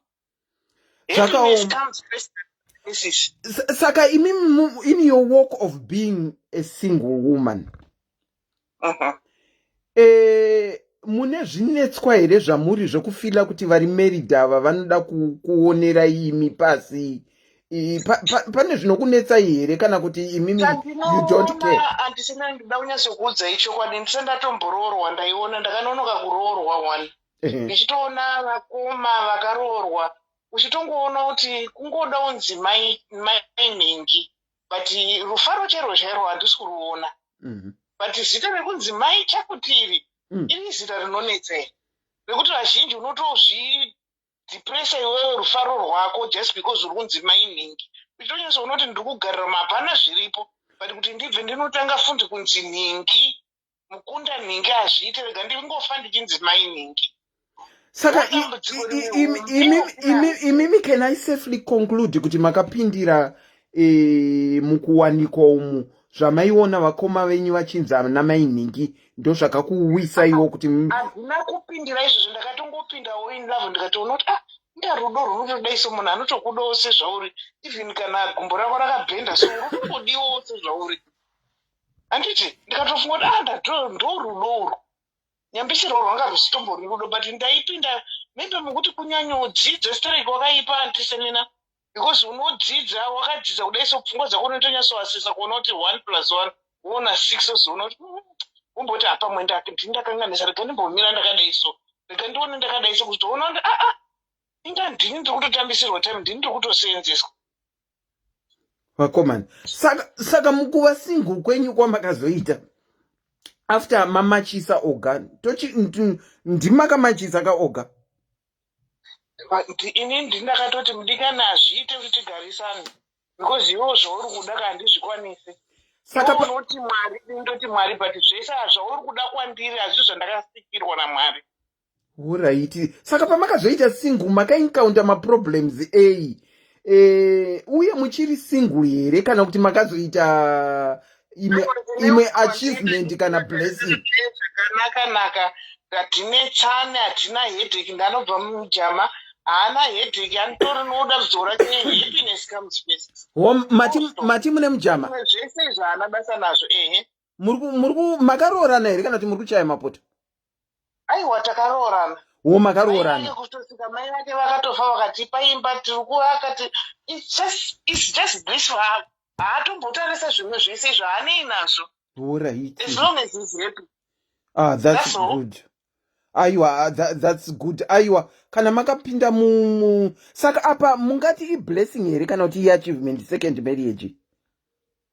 Maybe Mwari vakaona kuchema kwangu, because ndakachema kuna Mwari kuti Mwari kohinda futi. Chandatadza ucheni upenyu wangu handambopera ndatadza. Muzondipwakanyisawo ipapapa. Indofunga kuti ndini mandipa munhu yenyambisirwa. Pane zvaro iro bepa iri kumbogara munyika munomu kunobatsirei chaizvo? Aiwa, kunobatsira, asi kana dai mamusina bepa iro riri mungadai makagadzikana imi? Antiselina, passport unobata yeBritish haikupe mari. Unotora benefit ukadya, but hapana ukada usina musoro wako wekuita zvinhu zvaunoda muupenyu, hapana chaunoita just because wabata passport kunzi uri muBritish. Okay. Saka naikola mune mujama mukaenda kumafunctions emajama amuite kakutya here kuti zvino anzi kukwachurirwa, ndichakwachurirwa nemamwe majama? Kumafunctions maparties anenge atori paside pano, come, that's my lady, hapana pandinobva kutoilet chete ndokatinosiyana, pamwe pese panenge angori paside pano haatombodo kuona kuti ini ndaenda papi, anotondityirawo because anoziva kuti vanhu hobho vari kutsvaga. Aiwa, that's a blessing iyoyo, it's not an achievement. Kwandiri iyo yamandiudza blessing. Chikomborero chaicho kubva kuna Mwari. Chikomborero. Obina ndaona kuti akakubudai. Akakubudai setsenza chaidzo. Mavhiki apera aya ndotongoona social worker anosvika kumba kwangu ndifonera, ndokuda kuzokuuya kuona kochii futi. Hanzizvo wakazocheka vana kuzasi kuti vana vazokura, ndikati imimi ndikwanirei, ini ndiri musystem neniwo tinosenza mabasa mamwe chete, saka musandinetse. handidi zveheadache too much akuudzai vatopiyani oga vane haana kuda kutaura ndikati haya ina motaurira oga kuti hanzi fuck off kola sorry my viewers sorry we take back comment yataurwa na kola sorry but zvinorwadza ndisoni I know but anyway I'm glad for you kola kuti you are happy and we can safely conclude kuti your second one is a blessing rather than the first one that was a pain. Yeah, it was a pain. I wish you all the best. Kana kuine mama jamasina munogona kungomatsvagirawo mama diaries aripa munobata Auntie Melly moudza kuti kune maningirikini kune ma diaries vakati vatori patinoenda kujamaica uku vatori kuhobhoroda I need to go back home ndikati alright nongoti alright zosiya zvakadaro aiwa mukasenge mavaona munati dzinonetsa kana dzinonetsa amukange mavaona muna ndikontaktawo nditsvagire madhayari majama. Thank you so much kola. Okay then. Alright. Wow. Tinokuchingamidzai pachirongwa kola maswera sei kwamuri ikoko? Maswera sei? Taswera tipirei tinzwe muri married here muri single here? Aiwa ndiri married. Muri married as in married? Ndakatobvisirwa rora. Makabvisirwa rora mune shuwa here kana kuti makabvisawo part of it kola? Mati? Mune shuwa here kuti rakabviswa rese nahabi wenyu rese? Munogona unobvunda kumba kwedu aiwa vakabvisa zvavo vakanobvisa mombe dzavo dzinotsika nechichi vakaita zvine musoro vakaita zvine kumeso. Aiwa endererai mberi tinzwe yenyu marriage yakamira sei? Is it a blessing or it's an achievement? No, I don't believe that marriage is an achievement. I think it's a blessing. Because marriage is an achievement, I think chikanganisa. I mean, ndofunga kuti I know kuti vanhu vanoti hakuna chinonzi happily married, and I definitely believe in being happily married. Ndiri munhu wekuti anofunga kuti in a positive light, ukada what you say manifests. So kana uri munhu anofunga zvinhu zviri negative. Negativity will manifest. Okay. Of course, marriage mune ups and downs. Apana munhu angamboti marriage is perfect. It's not designed to be perfect because as you get older as individuals, munochinja. So you always have to find ways meet halfway. Because mune mchikura pesa pochakura gore uchachinja as a person. Ndarwadzwa nakola vauya vakatorwa unonzi chimurume neshamwari. I strongly believe that sometimes mwari vanenge vachitinzvengesa pane dzimwe mamwe masituation. True. And saka ukaona zvinhu zvichiramba and isusu problem ndeyekuti tinobva tada kuramba tichifoseredza chinhu chisiri kushanda. I always say kuita CPR on a dead situation. That's the correct term. Because even akatarisa masituations ekuti shamwari dzaimutorera vanhu ivavo, they were not designed for him. Ndikakudza ekuti nini ndichiri kudheta ndisati ndarorwa nditi ndakambopotsa ndaita mumwe mukomana. Kola, makapotsa maita here kana kuti makaita?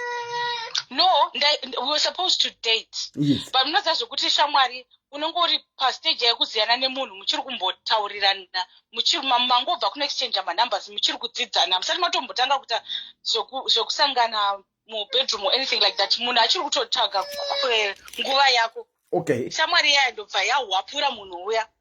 Iwe wakahwapurirwawo? Ahwapura munhu ndakarwadza ndikachema ndikati mwari waiziti ndahwapurirwa but kola point of correction. Nhasi hatisi kuuza kuti kuhwapurirwa, tiri kuti kunyatsurirwa. Kunyatsurirwa. Kunyatsurirwa. Ameno. Kwapurwa. Nyamnyabvanyatsurwa. Nabururu. Bururu vanyatsura munhu uya. Angari wekuti I don't want to tarnish the country because ndifunga kuti munhu wese kunyika iko kwanita izvozvo but angari kune imwe nyika. Okay. Ndobva vahwapura munhu uya vamuhwapura ndobva varara nemunhu uya. Bururu mbva vatanga kuita maproblems. Iwa yekurara iwaya. chibereko chancha kuwanetsa zvinhu zvakawanda zvakuti nanhasi Bururu vane issues avanoenda through. I mean, I can't completely blame him because I don't know what kind of a person she is, but it turns out kuti akazoudzwawo nemumwe munhu munhu wangochidana naye ane zvinhu zvake zvaanoita zvokunyika kwavo zvavanoita, saka patori nezvinhu zvagadzwa kwauri unofanira kunamata because pane zvaakuisa. In hindsight pandakutarisai zvinhu izvinini ka makapona ndakapona, because had I would have been the one in that situation. Pamwe ndini ndaitozoitawo zvakaita Bururu or kuenda through zvavakaenda through, but Mwari had said kuti haisi portion yako, but kurwadziwa ndakarwadziwa zvokutopinda magumbeze nebhutsu. Even after knowing kuti zvakange maproblems akanga ana uyu still makarwadziwa? No, obviously ndazoziva maproblem ndakazoona kuti oh no, Mwari vangu vachitondipotesawo. Pamwe mudzimu yangu yange iripo ipapo that day, I don't know, there was a higher power looking out for me, because had I been the one wokuti ndakapinda musituation yemunhu iyeye ngadai ndakazochema, but Mwari vakatondipotesawo. True. Saka sometimes I always tell people kuti being single is not a disability, it's not something to be ashamed of, because it's good for you to take your time. Woziya munhu uri kudana naye, like inini ndakarorwa handiti, but ndane 8 years ndina Gilbert wangu, but ndakatozororwa ndofunga about 4 years ago. Okay. So in the 8 years dzandina Gilbert wangu, maybe the first 1 year tichiziyana seshamwari tichiita zvatikuita, the second year tane direction takuziva toda kuenda kupi, third year ndobva tanga kuudzana kuti aiwa tikufanira kuita sei, tikufanira kuita zvinhu zvine musoro, takufanira kurespecta vabereki, you know, and then we got married. And in that whole 3 years that we were building, ndakanyatsotanga kuona ma-characteristics emunhu wangu, ndakuziva kuti munhu wangu akadai anoita zvakati, hafarire zvakati. Saka by the time yandakarorwa ndandakuziva, I didn't know everything because up until now ndine zvimwe zvandichiri kudzidza, but ndandakuziva kuti munhu wangu anofanira kuti mbedha wawaridza zvakati. Ini Gilbert wangu muma-first days aitoti ukawaridza mbedha anouya achikudzokurudzira mbedha, ndokwira BP, ndotomborara pafloor nekutsamwa kuti awaridzire chimubhedha ini ndambowaridza, ndotorara pafloor, otoseka kuti kurara pafloor. But with time ndakazoona kuti that's not the best way to deal with things. Chinoitika with a lot of people, what they don't realize, marriage is not a one person situation, even two. Yeah. Saka it's so easy kuti upoint your finger kune mumwe munhu kuti iwe haukuita zvakati, but iwewe as well you have to do self reflection kuti inini my meeting a friend. Ndakupa example kuti ndaiti ndikatsamwa tikatukana chinhu chirisiri ndobva ndararama ndorara pafloor muEurope imomo mandairara pafloor. Kutsamwa zvekuwaridza magumbeze ndomuka musana uchirwadza ndarara pafloor. Gilbert otorara pabhedha achirika kuno achiseka kuti munhu akarara pafloor, ndokwira futi BP yekuti andiseka, but mukona zvo kuti instead of dealing with the issue I was creating more problems on top of the problems that we had. Kusvikira ndazosvika pastage yekunzwisa kuti no, kana ukatsamwa ubude mubedroom waurare pafloor, rarako pamwe isa mapilo pakati penyu, mozotaurana kana pamakama down. Naikola ndimbokudzosera kumashure wati being single, vanhu vari single, it's nothing to be ashamed of. I don't think they are ashamed of anything per se ivo, but ivo vanotoshemwa nevanhu because of being single and vachingofungirirwa kunzi vada kutora varume vevanhu. But I think munoziva kuti Anselina, pane munhu ambotaura zve-self love. Ukadzidza kuzvidaka, no matter what somebody says on the outside, because ndokupa example, kune munhu anogona kutokudza kuti marriage yakaoma, varume vanhora, varume vazidai so, because that's their experience. Because mumwe munhu anogona kukudza kuti I'm happily married, and anenge asinganyebe, but mumwe munhu can also look at a married person and say vada kushamisira nemarriage yakafunga zvinoshamisira. Kana kuti ukaposta murume wakonzi ari kupostera chika murume akafunga zvinoshamisira chakutomendera kuinbox. So you are never going to win, whether you're married or you're single. There will never be a balance because human beings are designed like that. So I think I always tell single people kuti usaiswe pressure nemumwe munhu yekuti upinde mu situation yauchazodila nayo uri one, because kana wamumarriage unenge wa one, kana wamumarriage unenge wa one, ampinde muri 6 andipinde nemwana wamai vangu, even yekuti vanhu tinoshare ma problems isusu tandaitomboshto kuti uchingonetswa nemunhu wobvaona Gilbert wobva wamhanya wakunoudza shamwari ndazo kusvikira munhu azotanga kufambisa kuti zvipi komusana achifara kudai so anobatwa rafu naGilbert wakanogara achicomplain. Ndikaona kuti oh no, I'm weaponizing my own marriage. Ndiri kudestroy because now munhu akutorawo zvinhu pamwe zvawamudza and confidence achinoshare nevamwe vanhu. So it's about finding your own balance. If you're happy in yourself and people outside cannot affect your situation. True. So I'm not saying kuti single people are ashamed. I think there's a pressure inoitwa vanhu vari single because kuna mwana wakarohwa. Pane munhu atombotaura sometimes Mrs. Tato vanhu anenge vachisuffer in silence muma marriages. Yeah. With the fear yekuti ndichazonzi ndaramba murume, but it's worse to be miserable because at the end of the day vanhu vanenge vachikujaja vatoriwo nemaproblems avo kudzimba dzavo. So in my take is marriage can be sweet. Yeah, it only can be sweet if both people are putting effort into making the marriage work. True. Does it have its ups and downs? Yes, it does. Being single can be sweet. It doesn't mean kuti munhu wese ari single ada kurohwa or pane vanhu vari single because they want to be single. They don't actually like people in their space, and it's okay. We shouldn't judge people kuti nekuti munhu ari single. It's okay to be single.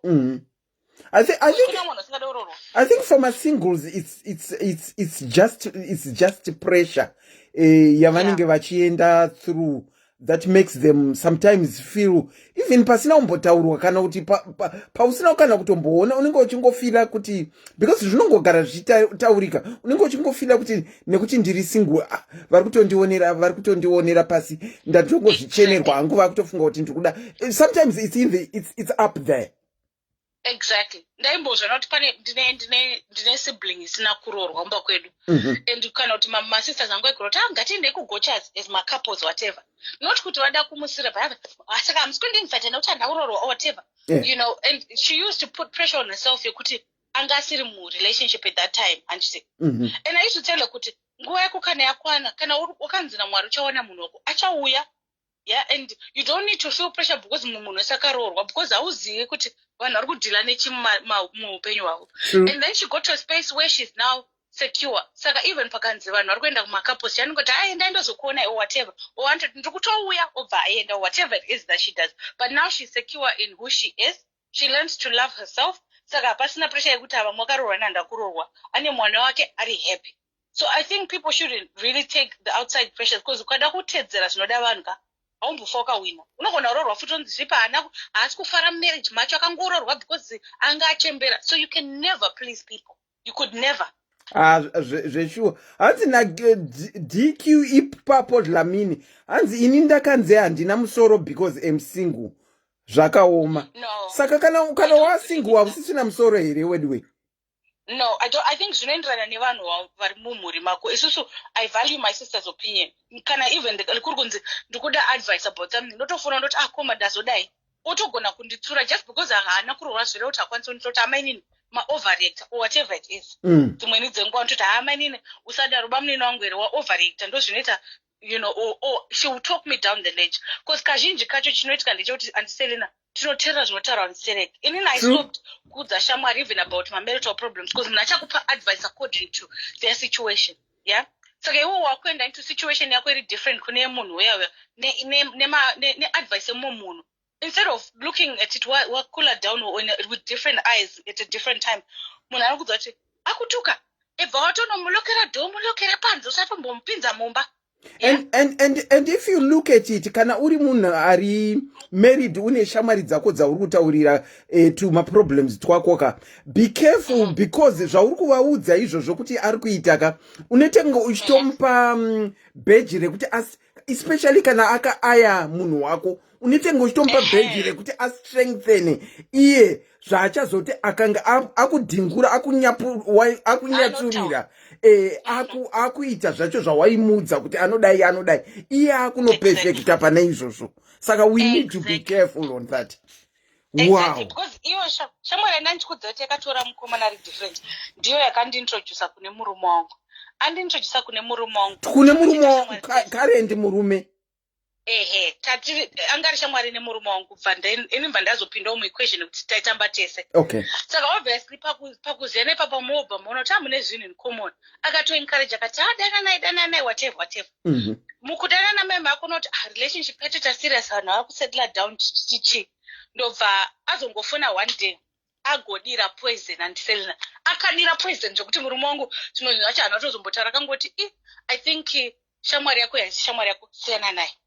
ndakati chii zvikanzi zvandaudzwa kudira poison kuti angasombori shamwari yangu ndakazodai aizodanana nanhingi akazodai akadai zvikanzi saka uri kundiudzirei kana vakadanana tisati akudanana akazodai akadai zvezvekuti munhu ainyatsopoisona kuti munhu ati handichada. That was the intention. Kubvira musi uwo ndakasvipa kagomba handazombobvira ndataura naye, handazombobvira ndaita any contact nemunhu iyeye, ndakangomusiya ari kwaari ikoko. Ndiye akabva ndidzosvikati please munhu chibva chase wasiyana naye, chingosiyana naye waudzwa zvikanzi aiwa zvimwe zvinhu hazisi zvekutaura zvinhu zvakadaro, but ndongokudza kuti haasi munhu ari right. So from that day up until today, maybe it's been 7 years, I haven't spoken to this person. Okay. In 7 years. Okay. Asi wachiri vese here na uyawi? Aiwa, atongotowa hake ari kungotenderawo nenyika angomumbe mashanga. I don't know, I think for personal reasons, maybe character yake hameno, maybe adu kurorwa. Yeah, maybe. I can't talk on her behalf. Yeah, but they're not even together anymore. That other guy akatomove on out to upenyu hwake, akatomove on. Okay. But when you look back, unozongotazoona but every time pandaita munhu yange iri competition or aida ubvati ndikadaenda kudhina nemunhu iye ubvati ndakuendawo or whatever, zvezvekuita kunge tiri pabariko or something. Saka pazvakazongoitwawo kuti anga poisona situation yangu naGilbert wangu wandinayo, ndakabva ndangosiyenawo naye completely, cut off completely. That's the way to go, because munoita friendship yei kana munhu akuisira poison muchikafu muchashamwaridzana chii ipapo hapana. Wow. Saka I just want to tell people, don't feel pressure. Is marriage a good thing? Yes, it is. I wouldn't necessarily say, in my opinion, it's an achievement. It's a blessing. It's a good blessing. Thing. You can build. There's so many things that you can benefit from it. But also, don't put pressure on yourself to rush into anything. Take your time. Get to know somebody. Build a friendship. That's always my number one advice. Kuti build a shamwari, because kana wakadzamo unogona kudzamo kuti asha Gilbert Kiridongo wakundijairira eseshamwari yake. You can rationalize it. Unombobvisa hete yeudzimai or yemudiwa wake umuzoti apa tisawira wangu sha izvo hazviite kuti titane so, you know. Okay. And that friendship will always be there. Even munogona kutozorambana, handisi kuti it's forever, munogona kutorambana, but because mamumbori shamwari before, munogona kutowana common ground yekuti muwirirane. Obviously hasi mamarriages ari perfect, hasi mamarriages akashata. Just find the balance. No fungo dzangu. Yeah, thank you so much, caller, for what you have shared. Tane two callers vakanyatsurirwa vanhu vavo vavaive now. I guess it is a lesson. Thank you so much, caller, for calling in. Okay, thank you. Bye. All right, bye. Okay, pane munhu ari desperate wandaona ati kwaidaira inhamba.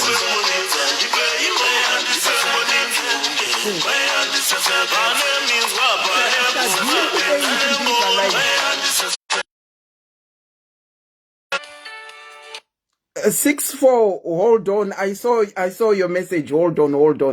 Vanhu, guess who is calling me on arina kucontribute ndiri palive. Mkomashadi vari kundifonera. Kola tinokuchingamidzai pachirongwa SIS MELLY's Diaries, married versus single. Maswera sei, mamuka sei, depending on kwamuri. Handisi kuziva kuti code ndeyepi. Asi muri sei, Kola?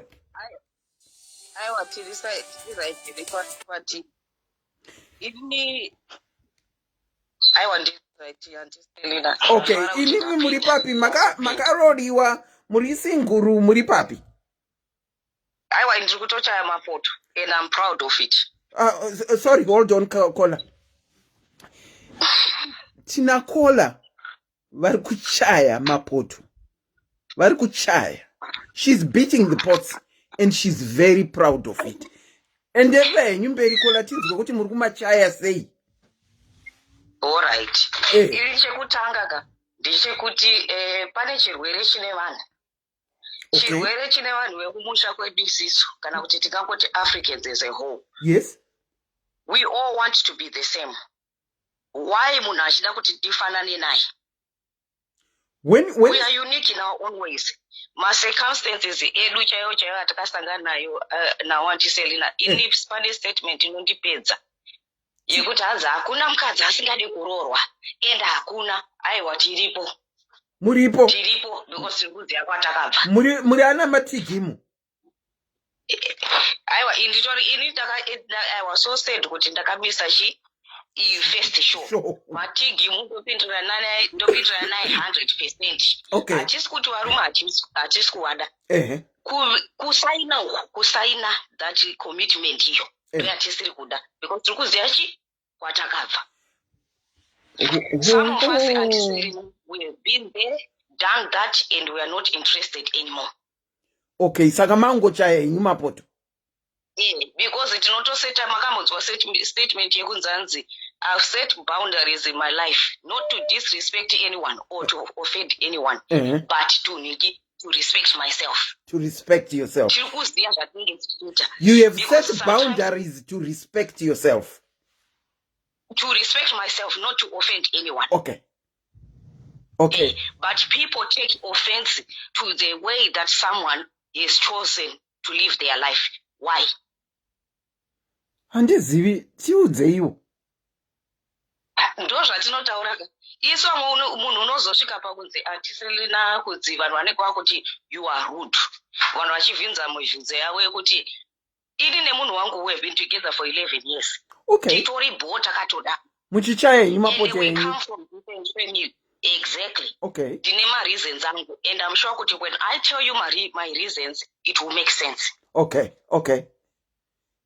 It will make sense. You can go on. Right. I've got my kids.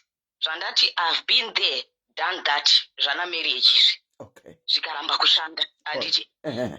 Ndikauya kwandiri kunoko. I've been fighting custody anti-Selina till today zvokuti vana vangu handinawo kunoko. Anditi.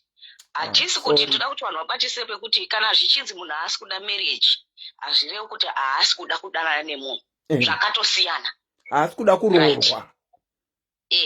Okay. And vanhu vanozviconfuse astereki. People love to confuse themselves. Nerimwe divi unonzwa mumwe wachishedzera kuti kuna vakadzi vanobva vasiya vana vobva vatanga life dzavo vobva vadii. Handiti. But at the same time someone has chosen kuti all right ndine munhu wangu handiti. But inini I don't want kuti ndiite commitment yekuti ndakusvika pakuroorwa nemunhu ndisina mhuru dzangu pano. Okay.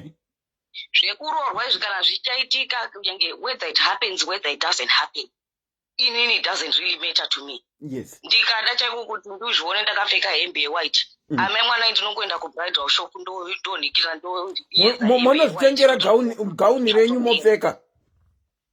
Zvatopera. Because vanhu vanoita like inini I'm a firm believer. And you know the partnership, Auntie Selina. I'll give you an example. I wish I could have driven to their house on Botaura. Okay. This couple that I respect a lot, and this couple is not a function as well. Okay. This couple taironga chi anniversary yavo. And it's to anniversary yavo. And then they said, isi kunyora kama notes kuti vada maruwa akati and stuff and it. And I'm like, wow guys, you guys have been married for 45 years.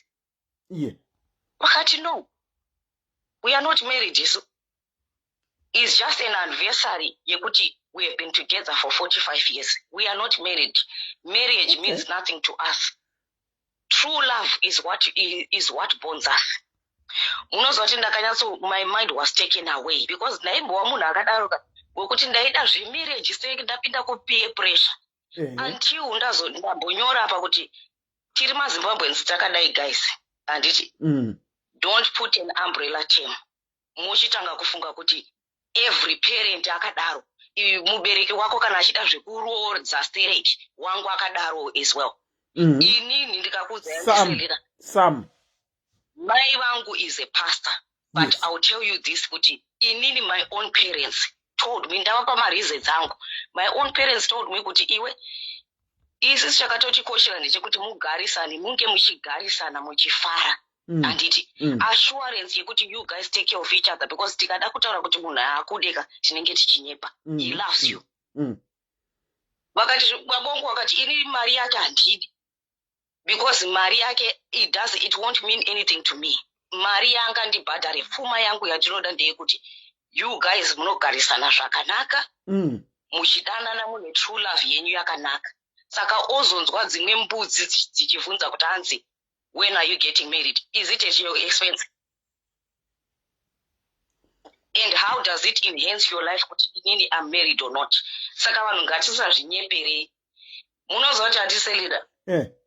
Inini pandiri panapa izvo zvekuti masingu nekudidika zviriko kwese kumaZimbabwean community ese. We have stood up in arms in Richai. Kuti unozwa kuti kunoitwa ma-function. Right? Inangu ndagara handisi munhu wada zvangu zvemarai. Saka it doesn't really affect me, but it affects me in a way. Okay. Handiti? Okay. Because ukada kutarisa chaiko chaiko. Ameno kuti akaisa intoda kutsvaga munhu akaisa ma-timeline.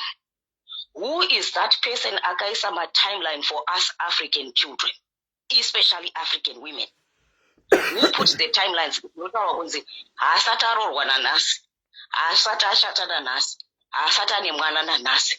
Who is it that put those timelines? I think zvinhu zvakangobva kudhara. Vakuru vedu vekudhara vachingonetsekana kuti zvino munhu asvika 20 years asati aroorwa. Mheno kudhara ndofunga vanhu vaitoroorwa vachiri yanga, kuti ndo vakatanga nematimeline iwaya. Ndo vakatanga nematimeline iyaya. But ndo zvinonaka kuti vanhu vanenge vachingofunga kuti we are all the same. Hachisiri chese we are not the same. Vanhu tikabatisisa kuti there are happy marriages out there. Tinotoaona tichawitnessa. Handiti number one. There are happy partnerships out there. Tinotoaona kutoti vatiri kutaura kuti they lived 45 years, vatinenge first born yavo ine 43 years. Munoziva kuti those friends of mine vakatudza kuti you know what? We have other friends vatakakura navo. These guys, this couple, they met mukadzi ane 15, murume ane 16. Handiti? And then till today they are still together. Vakataura kuti our friends got married vakatodivorce. Isusu we are still together. It's just something that we never really could say we want to get married. It doesn't mean anything to us. True love ndoyakatikoshera. Pakadaro munoita nharema. Vangani vanodedzera kuti we've been married, we've been together for 45 years. Ndopandakaona kuti no man, isisu tine kakuda kuiswa pressure, kamwe kaika imwe pressure isingaiti. Yeah, pressure. And then when you go kune vari married kwachona, iko kakusegregata ikako ndo kanondibhowa manje. Kanokubhowa, ikanokufembai. Kanondibhowa zvekuti ini vamwe ndakazoudza kuti aiwa indakutoona kunge zviri nani ka isu takuvhura group yedu kana muchiita mubatanidzwa yenyu muchidedzi. And is it because kuti we are not married? Handiziye zvavo. Kola. Are we not now talking about church kuti kana vachiita mubatanidzwa havashedze vanhu vari single vasina kuroorwa? Aiwa manje kuno mubatanidzwa wechechi kosta mubatanidzwa wemadzimai. Okay. Wemadzimai. Handiti.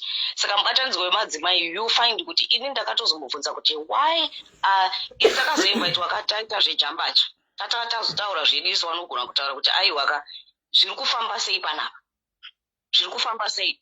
Kana mada kutiudza chitiudzai kuti aiwa kune mubatanidzwa wedu akaroorwa. Isu tochito mubatanidzwa wedu vari kuchaya mapoto. Vari kuchaya mapoto. Totora nemasikana vechidiki. Tochitora nemasikana vechidiki because why are the young women not being involved? Manje andiselinaka kuti vamwe vafonewo. Randoda kusiya shoko ndere kudai. Aiwa musati masiya shoko Kola. Wamuri kuchaya naye mapoto tobva tese here kana kuti tirive ikoko kwamuri ikoko? Aiwa inowati kuchaya mapoto naye aiwa muAfrican azere anobva kuKongo. Alright. Okay. Family tinowirirana kutodiwana namwene nanatete kutokunda kwatakaroorwa. Zvino culture dzavo munodzigona here? Ndinotodzigona zvokuti language zvese ndinotozvigona. Handiselina kuti ndiona ndiri panapa. Munotaura Congolese? Handina kupusa ndai. Munotaura Congolese? Ndotaura Swahili fluently chaiyo. Makongo anotaura Swahili? Swahili neFrench. Nelingala. Kuti nini ndinogona Swahili. Alright. But munoziva kuti chiyatiselera ndoda kuti ndinzwise kuti munhu wangu. Do you know kuti it came down to my family? munhu wangu yedamba anditakudzai kuti kudhara tichataka kudai ndikati but hey kunoku kwakasumuka mweya wekuti vanhu vakachata muri kunzwa vanhu vakachata ndikafila pressure kuti wakomana ndasaririra vakataka kudana before after isisu vakuchata kuita sei ndikatomboisa ultimatum mukazviisira ultimatum imi pachenyu pachangu inini because ndanga ndaita pressure saka ndandambotanga zvachitaurwa nakola vataura before inini kuti ndaita zvekuti ndikatsamwa ndangotanga kuita hasha ndotanga kuita sei handiti up to the point yekutomboti ndakambotsa vabereki vangu kuti aina handichadai handichada but muri kuona kuti nyaya yacho yakazorebesa manje yakarebesa is too long hamungoti gaga nesu tinodawo kunzwa tinyaya yekuti asi tinetenge tichitodzidza pamwe pane munhu ari kutodawo mukongolisa angatodzidze pazviri taura henyu inini hangu alright ke nditry kuita short inini munhu wangu akaya kunoko kwatiri kunoko ane 16 years okay handiti munhu wandiri petu wangu ezvinezvi ane 44 saka fungai kuti kubva munhu ane 16 achizosvika pa44 akurira ikoko uyu akurira kuno zvinoisa namaihiya ana mamoyo takudedzera kuti ini kana usikadi kutiroora ine handichada handichadi saka manje zvavanoita this is what happened rega nditi gaga iye family yake yese vari kuno kumhiri kwavanogara is the same place kunogara vabereki vangu country yachona saka kwakarongwa kuti ngakuitwe ngakuitwe maintroduction vane maitiro avo iwo ndobva wasumuka vari mhuri kuti mai vake because baba vake havasisipo mai vake vakoma vake nanasisi vake kwavaenda kufamily yedu isisu kunoaska for a hand in marriage handiti ndopa kwasvika ubva wanyorerwa pasi kunzi aiwa izvi ndo zvinodiwa chichichi handiti ndopa kwanzi aiwa tichadzoka muna June kuzoita sei kuzorora zvino manje zvinoitwa kuCongolese culture marorero anoita kuCongolese culture antiselina imi mitomboti mune hanzvadzi handiti zvinotoyera kuti hanzvadzi yenyu iende kunorora imi musina kumupa mari handisi tinoti kana uchiroora mukadzi uri kurorera mhuri manje iwo they do it literally saka siblings ake nemafirst cousins vanotofanira kucontributa pakunorora handiti vanotofanira kumupa mari because zvinotonzi zvinotoyera ukasapa hanzvadzi yako mari yekuti iende kunorora unotofanira kucontributa something zvadaro handiselina indikati zvangu zvaita handiti zvangu zvaita aiwa tiri kufara takutomboroka matsibu nemasahwira kudidididi kuti ichichi handiti ini wanike apa kwakaendwa muna February tikati March April zvino manje iya nemamwe makazeni ake ari kuEurope kwenyu ndokubva ndakutaka kufonerwa nanatete manje kuti kwaiwewe kochichi ukitika munhu wako zvaangoti zi isu vamwe tese tatoredisu but iye munhu wako atizi ndikati aiwa ndiri kuenda kunozviroora here nini ndiri kuenda kunozviroora here bvunzana ini hanzvadzi yenyu musabvunze inini apa tiri kugara tese mai mwana amwene wangu akanditi aiwa munhu amanikidzwe kuroora imi nyararai mese kuti vakanditi mwanangu ndoziva kuti zvinonetsa kuti unyarare asi nyarara because June akataurwa uya handachasvika handiti kurara tichimuka tichireva kuti June achasvika handiti mozi yatakazara tosvika June ye apa munhu haasi kutombotaura chinhu haasi kudii kuti iri zipenzi riri kunyatsokufungei handiti because tiri kufanira kuzoenda kazvekutokwira ndege kuenda kune vabereki handiti kuti kunoitwa zveroora munhu zii zvake June asvika mai vake ndovarira kuti vanopakura zviri fee ndikudzei mai vake video kopai vakati ko June zvaasvika kashamwari June zvaasvika haufa manje idinika munhu iye ndikakudzai mai vangu namai vake inini ndisati ndaya kunoko mai vake vaingonzi mama nemunhu wese handiti mai vangu vaitombotaura kuti mai nhingi ndibatsirewo kunamata chii ndikuda kuita mapepe emwana wangu achauya kunoku nekudii saka ini namwene vangu vakatondinamatira kuti ndiuye kunoko tisati tatombosiyana tisati tatombodana nemwana wavo. Saka relationship between family kola muri kuti amwene vakakunamatirai kuti muuye kwamuri ikoko vachiita kamaprayer. Handitiri ndataura Tiselina kuti vana vangu vari kuZimbabwe. Ndochiti Tiselina ndibatsirewo kunamata, ndaisa mapepa ayo vana vangu kuti vauye. Alright, okay. Tozoti papaya mwana wenyu ozodana nemwana wangu. Muri kuona? Okay. Alright. Okay. I get you. Zvakaitika. Alright. Saka manje zvikanzi koiwe shamwari Juni zvaasvika zvikanzi handine zvandiri kuronga kudididini. Indikatoti kana wakambonzwa kupi kuti kune munhu anoronga zvake ega musoro make asingatauri nevanhu, asingakomunicate nevanhu vaachaenda navo. Ndikati handichada. Ndimi handichada. Ndikatoti mama ndini manje ndichine pressure. Ndikati ni mama zvatodai handichada. Mai vake vakatoti kana usingaziye zvekuda kuita ndizvo kuda kuita nemwana wavaridzi, ibva umusire space yekuti anoda aite. Uda kuti kanganisira relationship yedu isisina namai vake. Inva ndangoti handichada. Ende papo naMwari zvamwari chaizvo handisisadi. Because ndakona kunge ndikati munhu unogona kutamba neni but usatambe nevabereki vangu. Asi pane mumwe akanga aficha zvamamusikasadi. Aiwa kana. Aiwa. Kwandiri kuenda muchakunzwisisa. Alright. Saka idini munoziva kuti takaita break up iri very funny pano pamba. Takaita break up iri funny Tiselina. Tanga tisiri tese pana sauro rako ari kuona paFacebook arianzoziya nyaya yake aripo ipapo. Takaita break up inokwanisa kusvika almost 8 months. Sawira ndiri pano. Aripo 8 months. Saka tikaita break up inokwanisa kuita 8 months Tiselina. Taigara muno mpaka iye ari kubedroom yake ndiri kubedroom kwangu. Kumuti ibva pano anga ndibvire mukongoniziye pano. Imba yanga iri yani. Imba katakatiri tese handiti. Alright. Takangoimuva ini tese. Ndikati iwo uchienda. Ini ndiri kusara pano handina kwandiri kuenda. Munhu akaramba kuenda. Ini ndaida kuenda asikadiwoka kubva kwacho. Iye ndiye aitofanira kuenda. Ndikati kana. Saka iyo bvaramba. But anoziva kuti munhu wake zvinoti worry. Because ndakatitamira kuti achingobuda padho anoziva kuti handimutsvai. Handiti. Tikambogara Tiselina. Ndokubva ndazoenda kumusha. Ndokubva taenda kumusha isiso.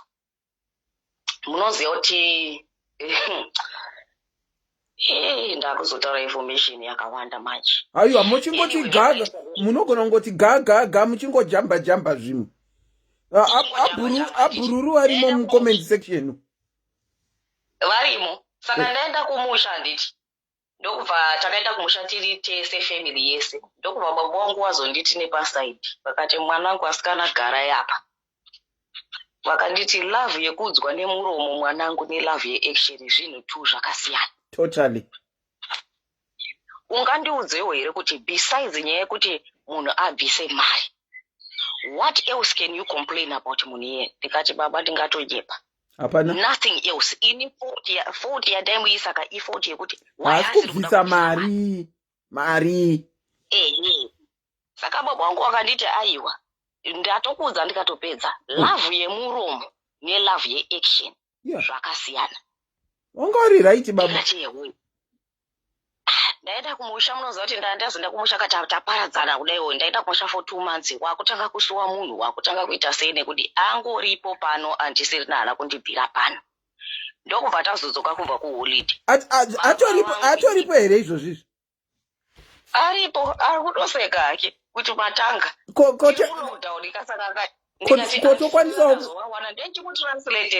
Tokwanisa kumumhoresa here? Tokwanisa kumumhoresa here? Makusedi kunoku. Makusedi tori kuva 6 ndakurumbidza 7. Ndakurumbidza kumuka. Mumhoresei muti anzina Tiselina mhori. Just say hi. Hello. Hello. How are you? I'm good. How are you? Fine, thank you. Sorry you are being woken up. I know. I only wanted to say hi to you. Yeah, that's nice. I to you too. Because I hear you guys are gossiping over there. But they will say, okay, Jesus will mercy. It was nice chatting to you. Take care. Take care of that lady, okay? You too. All right, cheers.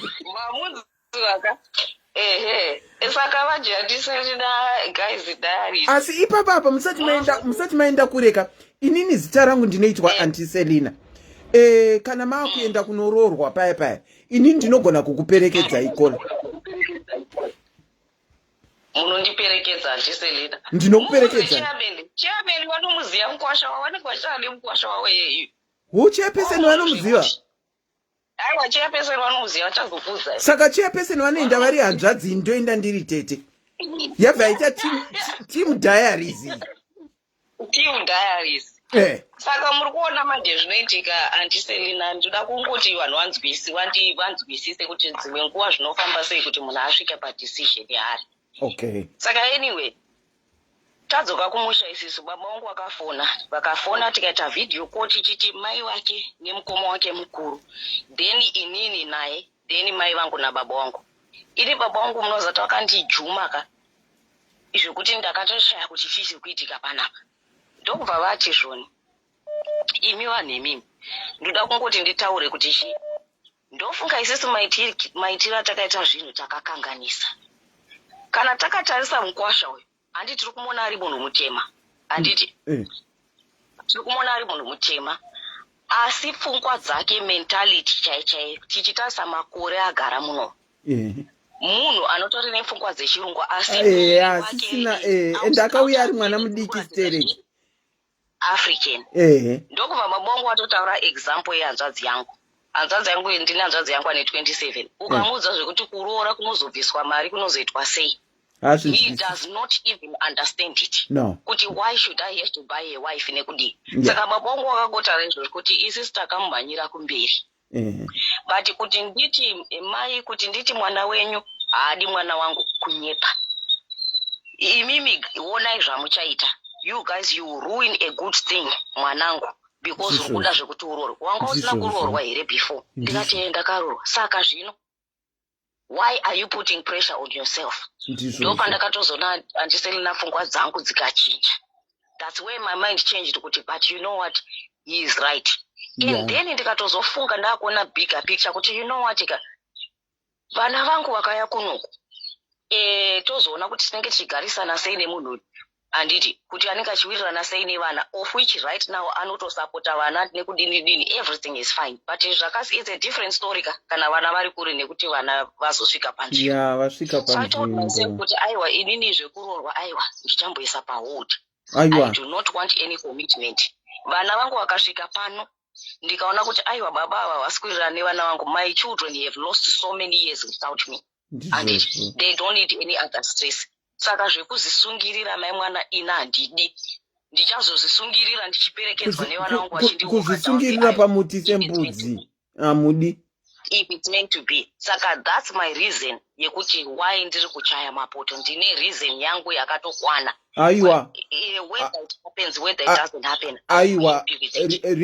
Reason yenyu inini hangu ndainzwisisa reason yenyu. And Auntie Selina, I'll tell you what. Takazoti papai.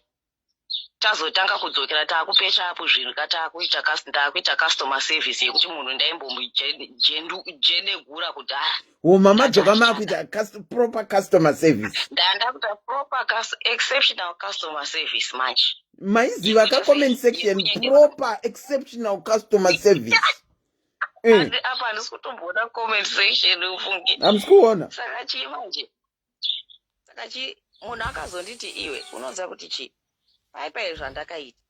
Akati unoziva kuti culture yedu isisu pakuroora kwedu kunocontributwa nevanhu. Makola angu anenge akuti one day. Yeah, ndichingopedzesa 2 mukangoti gaga. Akanditi uri kuona kuti chii zvazvakuita ndezvekuti chii, inini ndakafunga kuti iwewe unogara uchitaura kuti ina hangu zvekuita mwana handidi, vana vangu vasipo. Akati do you know what, we are Africans at the end of the day. The moment dai ndakatambira mari kuhama dzangu inini yekuti takwenda kunokuroora namwari ingadai une stress uchiudzwa kunzi hanzi hapana mwana aripo asati amboita nhumbu asati adi. Saka ndo nyaya yangu guys, and be prepared kuti mageneration ari kuuya because there are some toxic marriages anenge achionekwa nevana kudai. Vamwe vana they are surviving mumatoxic marriages. I'm telling you guys, I won't be surprised if my kids turn around and say kuti I don't want to be married. That's where we are going. Thank you very much, Darius. Thank you so much. I wish you all the best in bringing your children to where you are. Mutichengeterewo mukwasha wedu uyo, please. As long as you are happy in kuchaya mapoto kwenyu, happiness is what counts. Thank you so much, Kola, for calling. Thank you. Bye. Let me try and vakomana kuchaya mapoto. Let me take this caller. Madekwa nakanaka kola tino kuchingamidza pachirongwa SIS MELLY's diaries married versus single ndeipi yenyu imi kola? Yes, Auntie Selina, muri sei. Tiri right, muri sei. Tiri boy, ni Auntie Selina inini okay, this is my first time angu fona ndango sunduwo kuti ndashedza kuona sawira ndobva ndangosunduwo ndakati ana sichimbondipewa magatsi ndimbofona. Mumbofona? Top.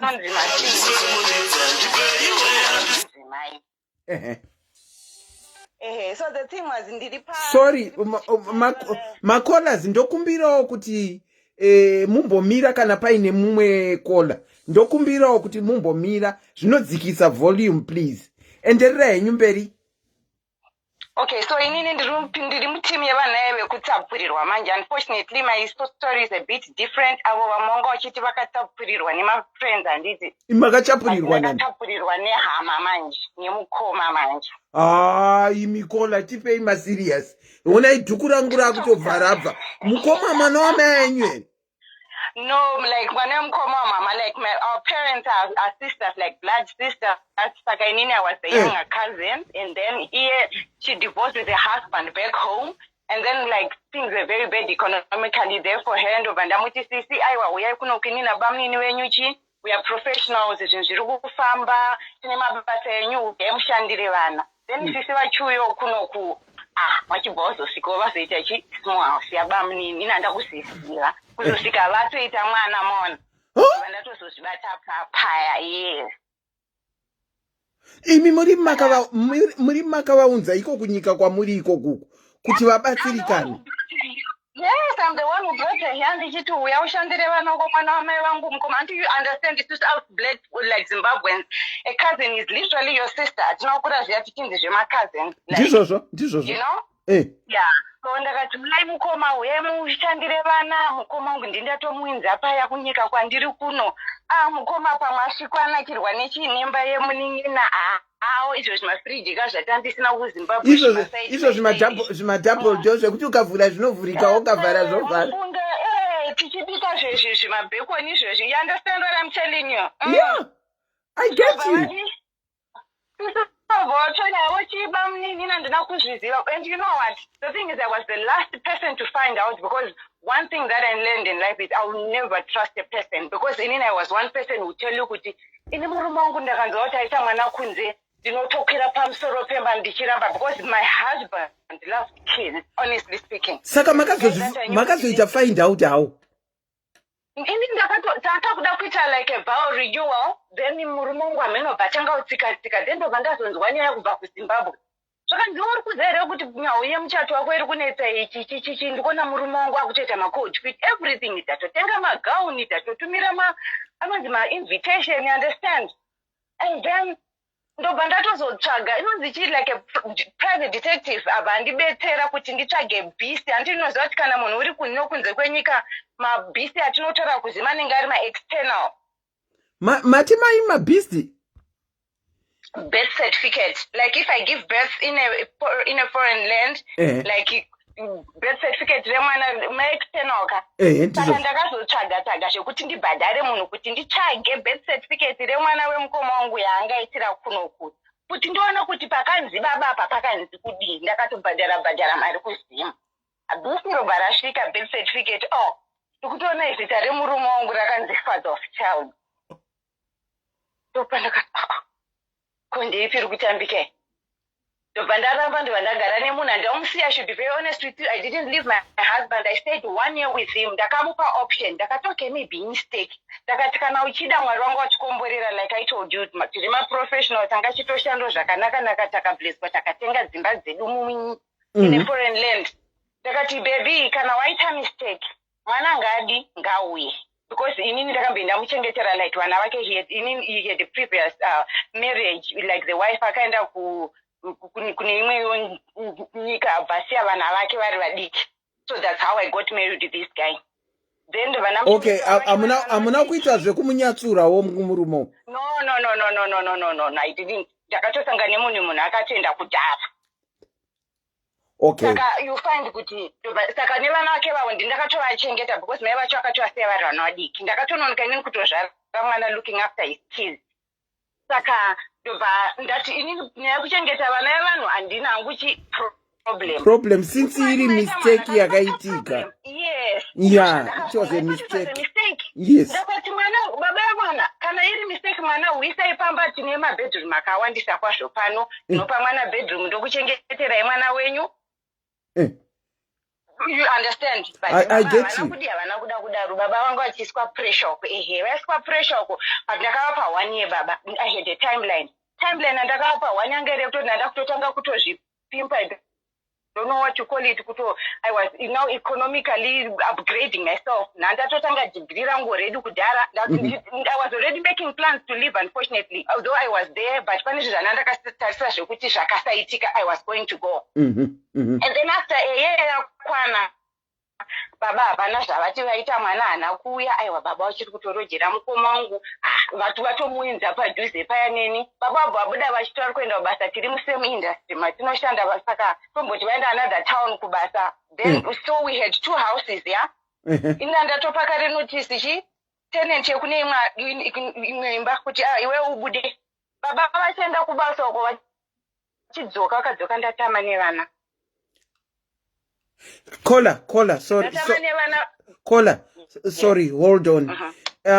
Comment section. In case there is no admin in comment section, if someone puts a link ma comments, please do not click on my links at Isingaziwe. Please do not click on any links at Isingaziwe, lest it hasn't been picked up by any of the admins. Please. Sorry, caller, you can go on. Saka inini ndobva ndamuva zvangu mamuvhira ndakaita kubva kumba kwangu matrimonial home ndichienda the other house kukutara pamberi pamwarika. Inini ndakafunga kuti okay, maybe I needed space to think about myself, about these things. Maybe baba vachatera vozoti sorry, vozoti ndakuda, uda kuisa pressure munhu. 2 months after I moved ndinonogara kumba, my sister was pregnant with my husband's second child and she moved into my house and sleeping on my bed. Saka pamaka move, you were anticipating that your husband would follow you. Yes, that is what I did, really. I had 2 choices. Nakati baba vakauya vakaita zvinhu zvavamugara, I'm willing to take him back. Kana vasino ndikoko. Asi waigona basa fani? No, not really, but it's only ndakarorwa ndiri mwana mudiki. The only man that I had known in my life. Alright. Okay. He was the only man that I had known. He was a very he was a lousy husband, but a very good dad. I want to put it this way. Okay. He's a lousy husband and a very good dad. Okay, I get you. Saka mamuva paya mutonzwa kunzi kwane second child. Ndipo pandakabva ndatobva ndazvivarisa ndakati handinaupisa zvekudaro ndakutoenda kuchikoro kwangu kuya. Uyu wechitu akanga asisiri mistake bawo. Ndipo pandakabva ndaona zvekuti haisi mistake zve. Ipapo ndipo pandakabva ndati iwewe nyange wakapusa, nyange wakanzi wakatsvira mumba dhoo rakavhurika hauna kupusa zvekudaro. Ndobva ndatoti aiwa panapa tatovharisa makasa. Inini handichadi, I'm not going back anyway. Ndachiita zvekuchengeta vana. But Saka our relationship, obviously, because the problem iri now yekutapurirana guys kutaura simu versus my marriage is vamwe vakatapurirwa neshamwari. Shamwari, you can go far away, you might not see each other, but we are talking about family. We still have to meet. You understand? At some point kumariro kuchakuti uko. Exactly. You move on, you get over it. It's something that you really want to do, but even wakanzwa soror, waita second or waita boyfriend, but it's something that you just don't get over. You understand? But anyway, even though I decided to leave my marriage, but ndatenda vananogara nevana vangu ko baba vacho vavachakambonetsa my first days because wakatora vana vangu, but anyway mwari vakazotitiro nyasha because ndakangoti handikuda zvenoizi kana hama yangu I never confronted her even up to this day. Okay, saka vachine vana tu? Yes, vane vana tu. Vari kugara vese here? Arikutogara mukoma wangu arikugara mumba mangu achirara pamubhedhi wangu wandakasiya because handina kubuda kane property yangu yese. I just took a few things and then started buying other stuff. Saka, are there any family occasions that the two of you meet? No, with my sister I decided that I was going to cut any family occasion. I don't even want to go the year of which she knows. I made it clear. The number that wanda kuti ndoda kumuona is something that I'm very honest with kuti ndozviripo, but I don't want to see you even zvimwe zvinhu zvese zvinoitika wherever she is. I don't want to be there. And iyo futi haaendewo nzvimbo idzodzo.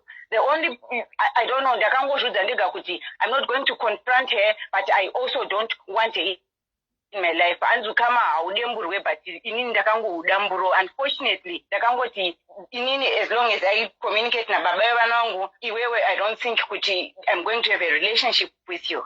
Saka iko zvinoti we can safely say you are single. Yes, inini I'm single, but the problem because of what happened to me. Inini okay, ndinoenda kubasa ndidi kuti ndiziti ndine mari, but okay, I'm not struggling and I'm not rich. Okay. I'm not really in the dating scene yekuti andidi ndinobhekana ndakangona maybe mumwe munhu ari serious soka ndinogona ndatobva ndatongokoka nongobhekana naye like inini murume anga akandoranga ari mukaranga. Then this guy, I meet this guy, anenge ari kutondido chichi. Then vataura rimwe word rechikaranga, I didn't know kuti mukaranga anzi shangu. I blocked that guy. Memory dzenyu dzakaenda back to mukaranga wenyu wamaiwe naye. Ndakati makaranga ini ndatobhoni my daughter. Saka I'm not really, I'm not there. I enjoy my company. Okay, I drink wine. If I didn't drink wine, maybe ngadaenda katozoita zvemutorero chaizvo kuti depression, but I just decided kuti I'm just going to have my wine. I'm not going to depress over things. As long as my children are happy, inini I'm okay. But zvekuti ndipinde muma dating finish, I was with one of my friends, like tonight I'm a conference calls. I thank God for my friends. Angu zvamambotaura zvekuti marriage. All of my friends, they are married. All right. Because they knew me. Okay. They knew ndichiri married, and even their husbands, they knew me. Saka havana kundi jaja. They know my story, what happened, okay. And they are so full of love.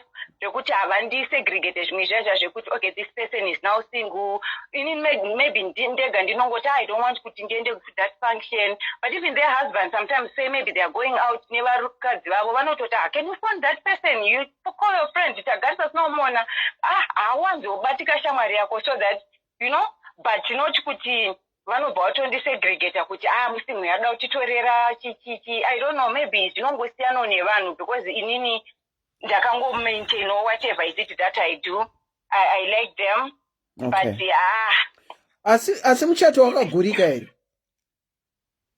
Muchato ndio imwe problem tiyo. Muchato hausati wagurika munhu maybe it's due to COVID. But ndakanzi by September because ndatone time ndisina nemunhu iyoyo zvakanzi inogona kuwa automatically because munhu wakaramba kusaina kwainini handina kumboramba munhu ndakaona munhu atiza. Saka kochindisainiro zve-divorce izvi, I think unyango akaramba kusaina mukange magara muri separate for a certain period depending nenyika yamuri, then it can automatically happen. Asi kana period yacho isati yakwana zvinenge zvinongoti netse aiwa. As long as you are happy with being single, I'm sincerely sorry to hear kuti makanyapurirwa nehama. Imagine. And it doesn't go away. You know, the pain does not go away no matter whether it's the 10 years or whatever, because like this is family. Yeah, I know. Ndine urombo nekunzwa kuti ndo zvakaitika pamuri. But I wish you all the best in your singleness, and enjoy being single. After all, you started off muri single, got into being married, and you are now single. As long as you love yourself, iwewe munu, then you have got no problem. Saka, thank you so much, Kola, for sharing your story. Tambenge tichiti shamwari haikona kudziswededza padhuze. Zvinotochiti hama musaswededze padhuze futi here, vakomana. Thank you so much. Thank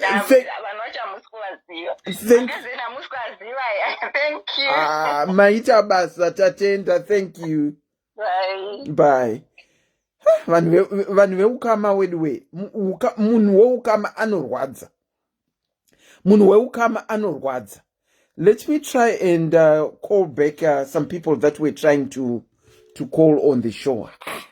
Hama. Atone two children. Kola ndinokuchingamidzai pachirongwa. Maswera sei? Taswera. Tinokuchingamidzirai pachirongwa SIS MELLY's Diaries, married versus single. Yenyu yakamirawo sei kwenyu?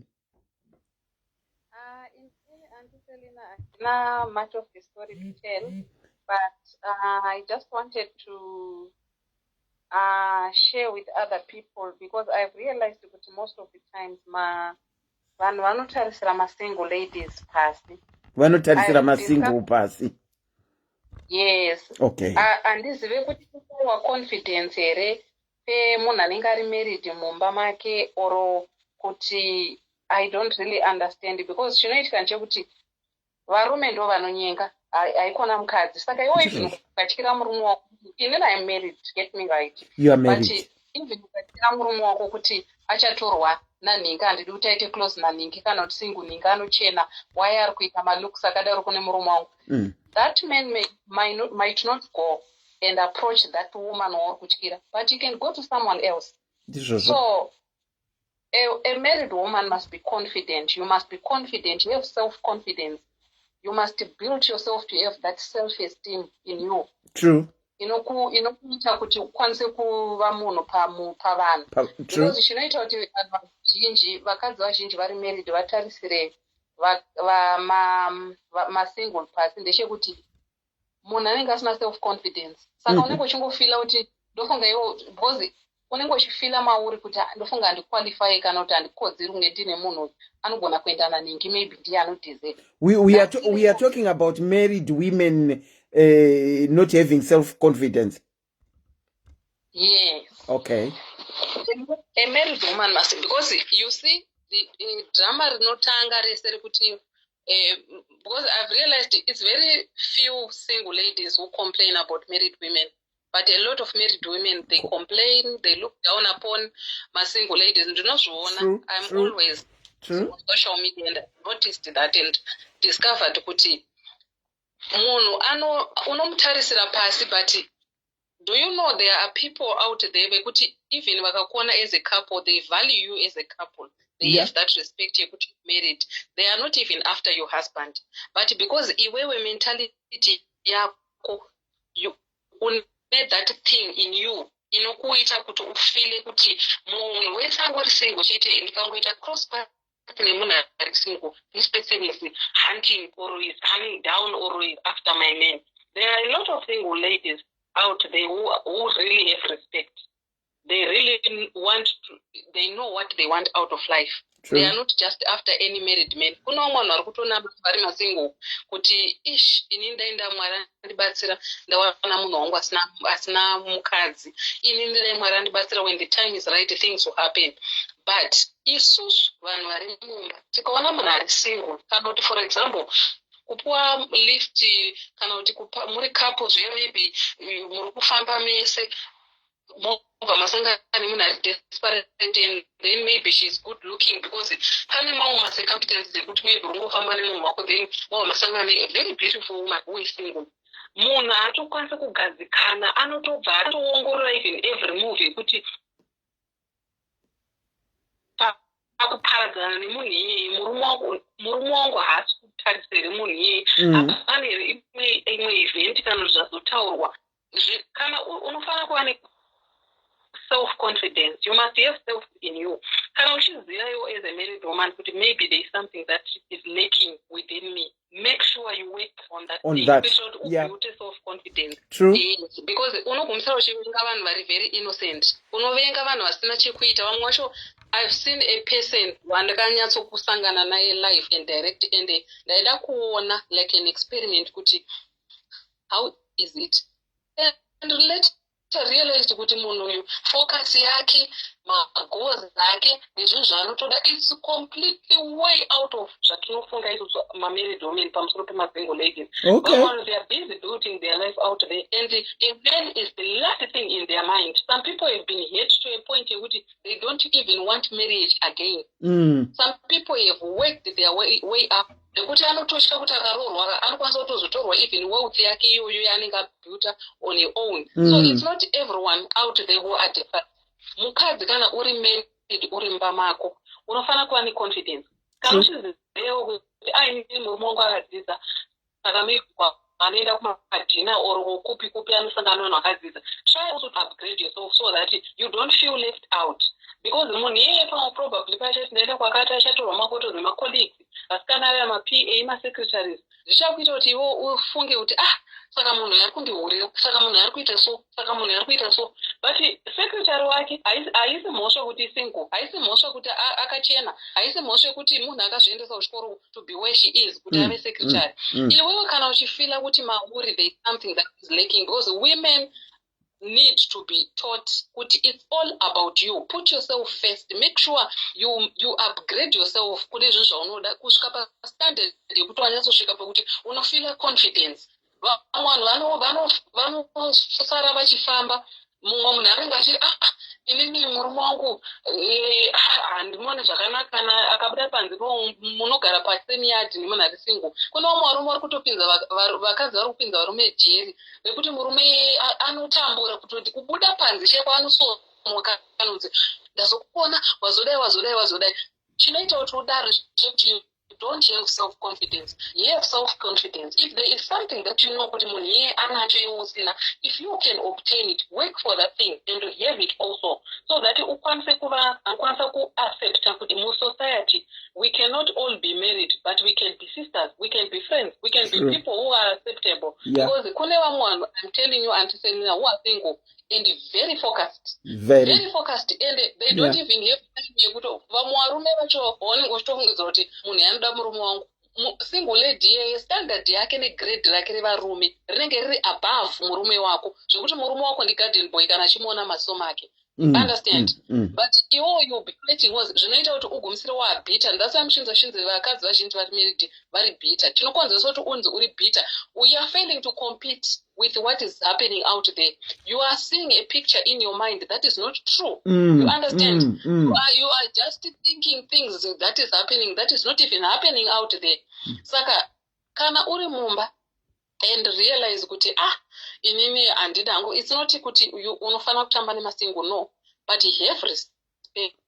Because some of the people are watching kubatsira. I've seen a lot of people I'm running businesses, but munhu iye ari single achitokubvunza kuti what is it that you're interested in, maybe I can help one or two, but atozviziva kuti une murume kumba. But type yemurume wako haisiriyo type yemunhu anoda. Iye ari kutotarisirawo munhu akaita close to or ministers or because munhu ane zvese. You understand? But vazhinji vari mumba, they become bitter because they cannot stand up for themselves and tell themselves kuti let me do this for myself, because murume chaiye also can feel intimidated nemukadzi kana uri munhu kuti unoyazoziva zvaunoda out of life. He can feel very intimidated zvekuti pamwe pacho kutononyenga anogona kutotya kuti mai ndikanyenga ndikabatwa mukadzi uyu anogona kuenda. So Sorry, caller. Hold on. I think with our caller Arukutaurapa, I think I'll end our live with this caller. nemapoints atiri kunzwa. She's a married woman who is standing up for masingles. Kuti dzimwe nguva married women ayaka vari kutongotyira kuti vanongotorerwa varume because ivo vanoleka confidence pachavo pavari ipapo. Vamwe vakadzi vatori single, vatori neka status kavo in their singleness kavainako kekuti havasi kutombotarisa kana murume wako, but iwe unenge uchingotya kuti uda kutorerwa. Saka this will be my last caller. Vakapedza kutaura zvavari kutaura, then we will call it a day. If we are to continue with a third episode, then that can be looked into it. But this will be my last caller. Caller, enderera yenyu mberi. Okay, the reason why I'm saying that, Auntie Selena, is because I've been through it. Maybe a lot of people say things zvasina kuita go through. Inini ndakarorwa and at a very, very a tender age. Ndiri munhu akongo ndakangopedza form 4 nekupinda mumba. Okay. And I've seen the reason why in the past I was very bitter. Even kuona munhu akazvigezera ari kusmella nice. Unotonzwa kutobhoyekana kuti murume wangu haasaoni munhu iye, but there is nothing wrong. Munhu akazvitengera perfume yake, you understand? So a point where I told myself that I really want to go to school, I went to school. Kutanga kuita form 4, Auntie Selena. Okay, good for you. Because I'm really tired. Because pane pamwe pekuti it's not kuti some of the things that tinoona kunze, it must also motivate you. True. Don't become kuti some of the things it must change you. Go through this is a lesson. Why not try to do this? Maybe it will make you change your mentality one day. Yeah. Try to even upgrade yourself. Even kana kusaenda kuchikoro. Try to kuita kana makosi ebasa remaoko. Try kuita even deko. I bake cakes. I'm a baker. Okay. Although ndakaenda kuchikoro ndakatozozvisiya, I couldn't even complete my degree because ndakatanga kuita baking. So right. Now I'm doing baking. That's why I specialize it. But I want to tell married women, point number 1, to have respect for single people, because some of you are also missing your blessings. Nekuita rub off vanhu vanogona kutokubatsira mangwana.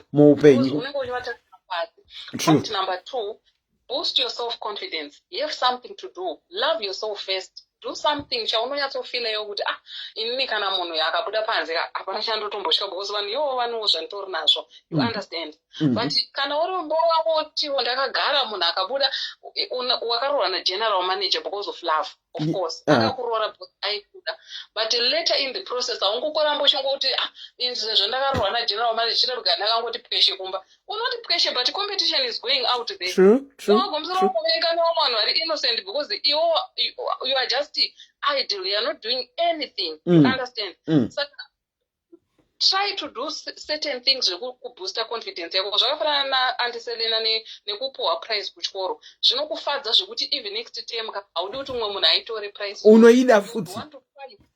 Yes. Yeah. So people must have self-confidence, even whether you're single or you're married, but try to have self-confidence, because sometimes mumwe munhu wakuita hondo naye is completely out. Puna atofunga something else. Umwe munhu anenge achitokudzwira tsitsi, iwe uchifungidzira kuti probably munhu iye i-threat kwauri, but iye ari kutonzwa story yekutoti you understand. Saka that's what I wanted to say, but people must have self-confidence. They must upgrade themselves. Even ukasaenda kuchikoro chega hachisiriga chinobhadhara, but itawo kana course yekuti kana uri mukadzi womumba ufeel that confidence yekuti at least I have something. Because unenge wakuda kuzama kuda kuprotecta murume uyo yakuda kusatomboti abude panze, because unozviziva kuti akangokusiya chete wagrounded autosina kana chinhu probably ndo zvinopa isu vakadzi vakaroorwa kuti tidaro, nekuti tinenge takufungira kuti zvino akanga awazurwa nemasinguro atiri kufunga kuti ari kutarisira akanga abuda, inini I'll be a no one and I'll be a no way.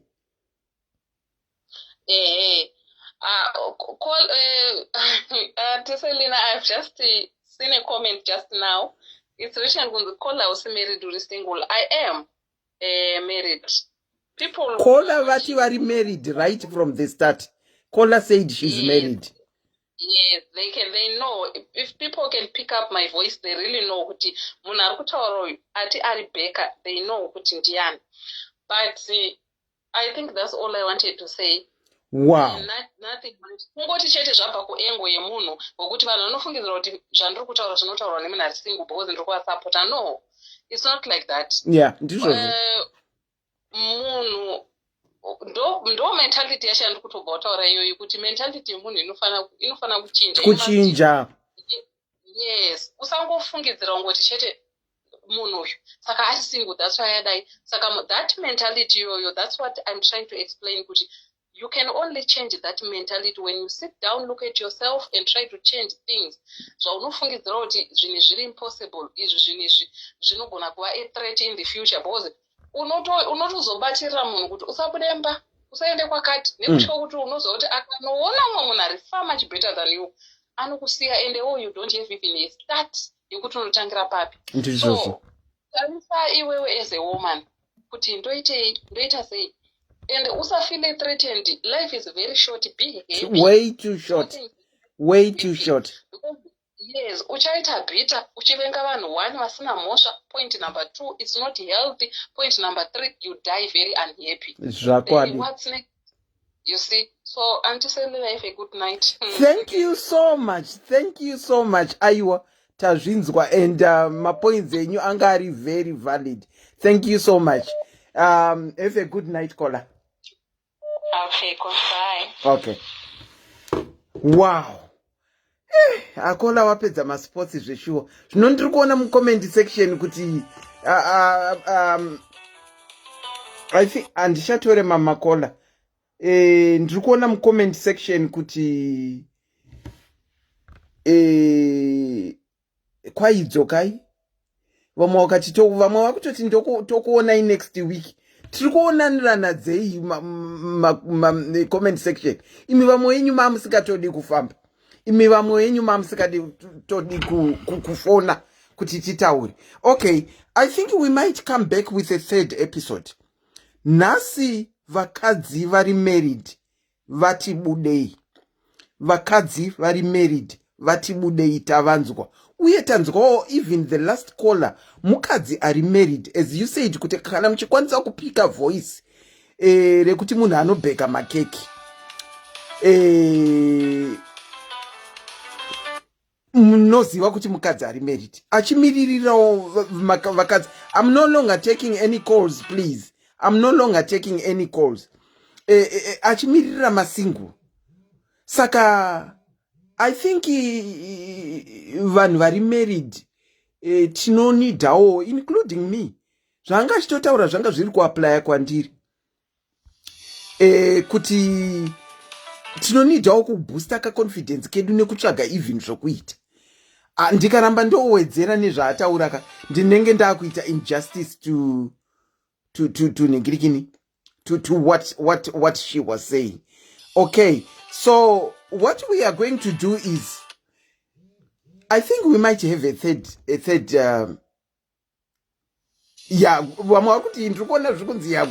think we might have a third let me try and pick up this caller and see kuti ndaona wafona several times. Let me hold on, let me hear kuti inyaya.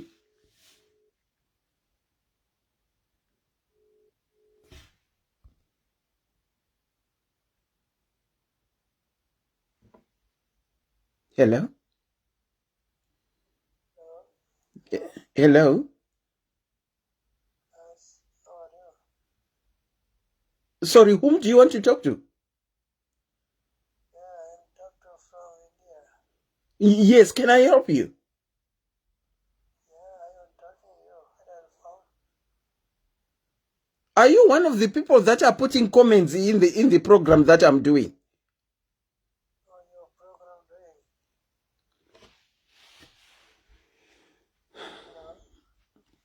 doing? Guess kuti ndiani ari kufona.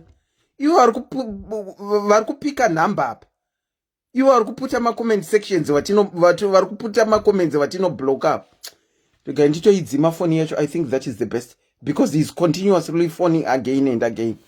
I think what we will do is we will have a third episode of this. But I'm glad we had a married woman who stood up for vanhu vari single, achitaura maonero ake, I don't need to add anything on what this person has said. I do apologize for zvanga zvinongopopa up mu comment section. Today it seemed to be worse. And that caller was one of them who has picked up phone number. Akufona kutaura chirungu chake chekuti I want to talk to you. Saka, I do apologize for that. So next week, if time permits, we will come back with a third, and I shall say final segment of Married versus Single. Thank you so much for tuning in. The name is Auntie Selina, your host tonight on SIS MELLY's Diaries. Good night.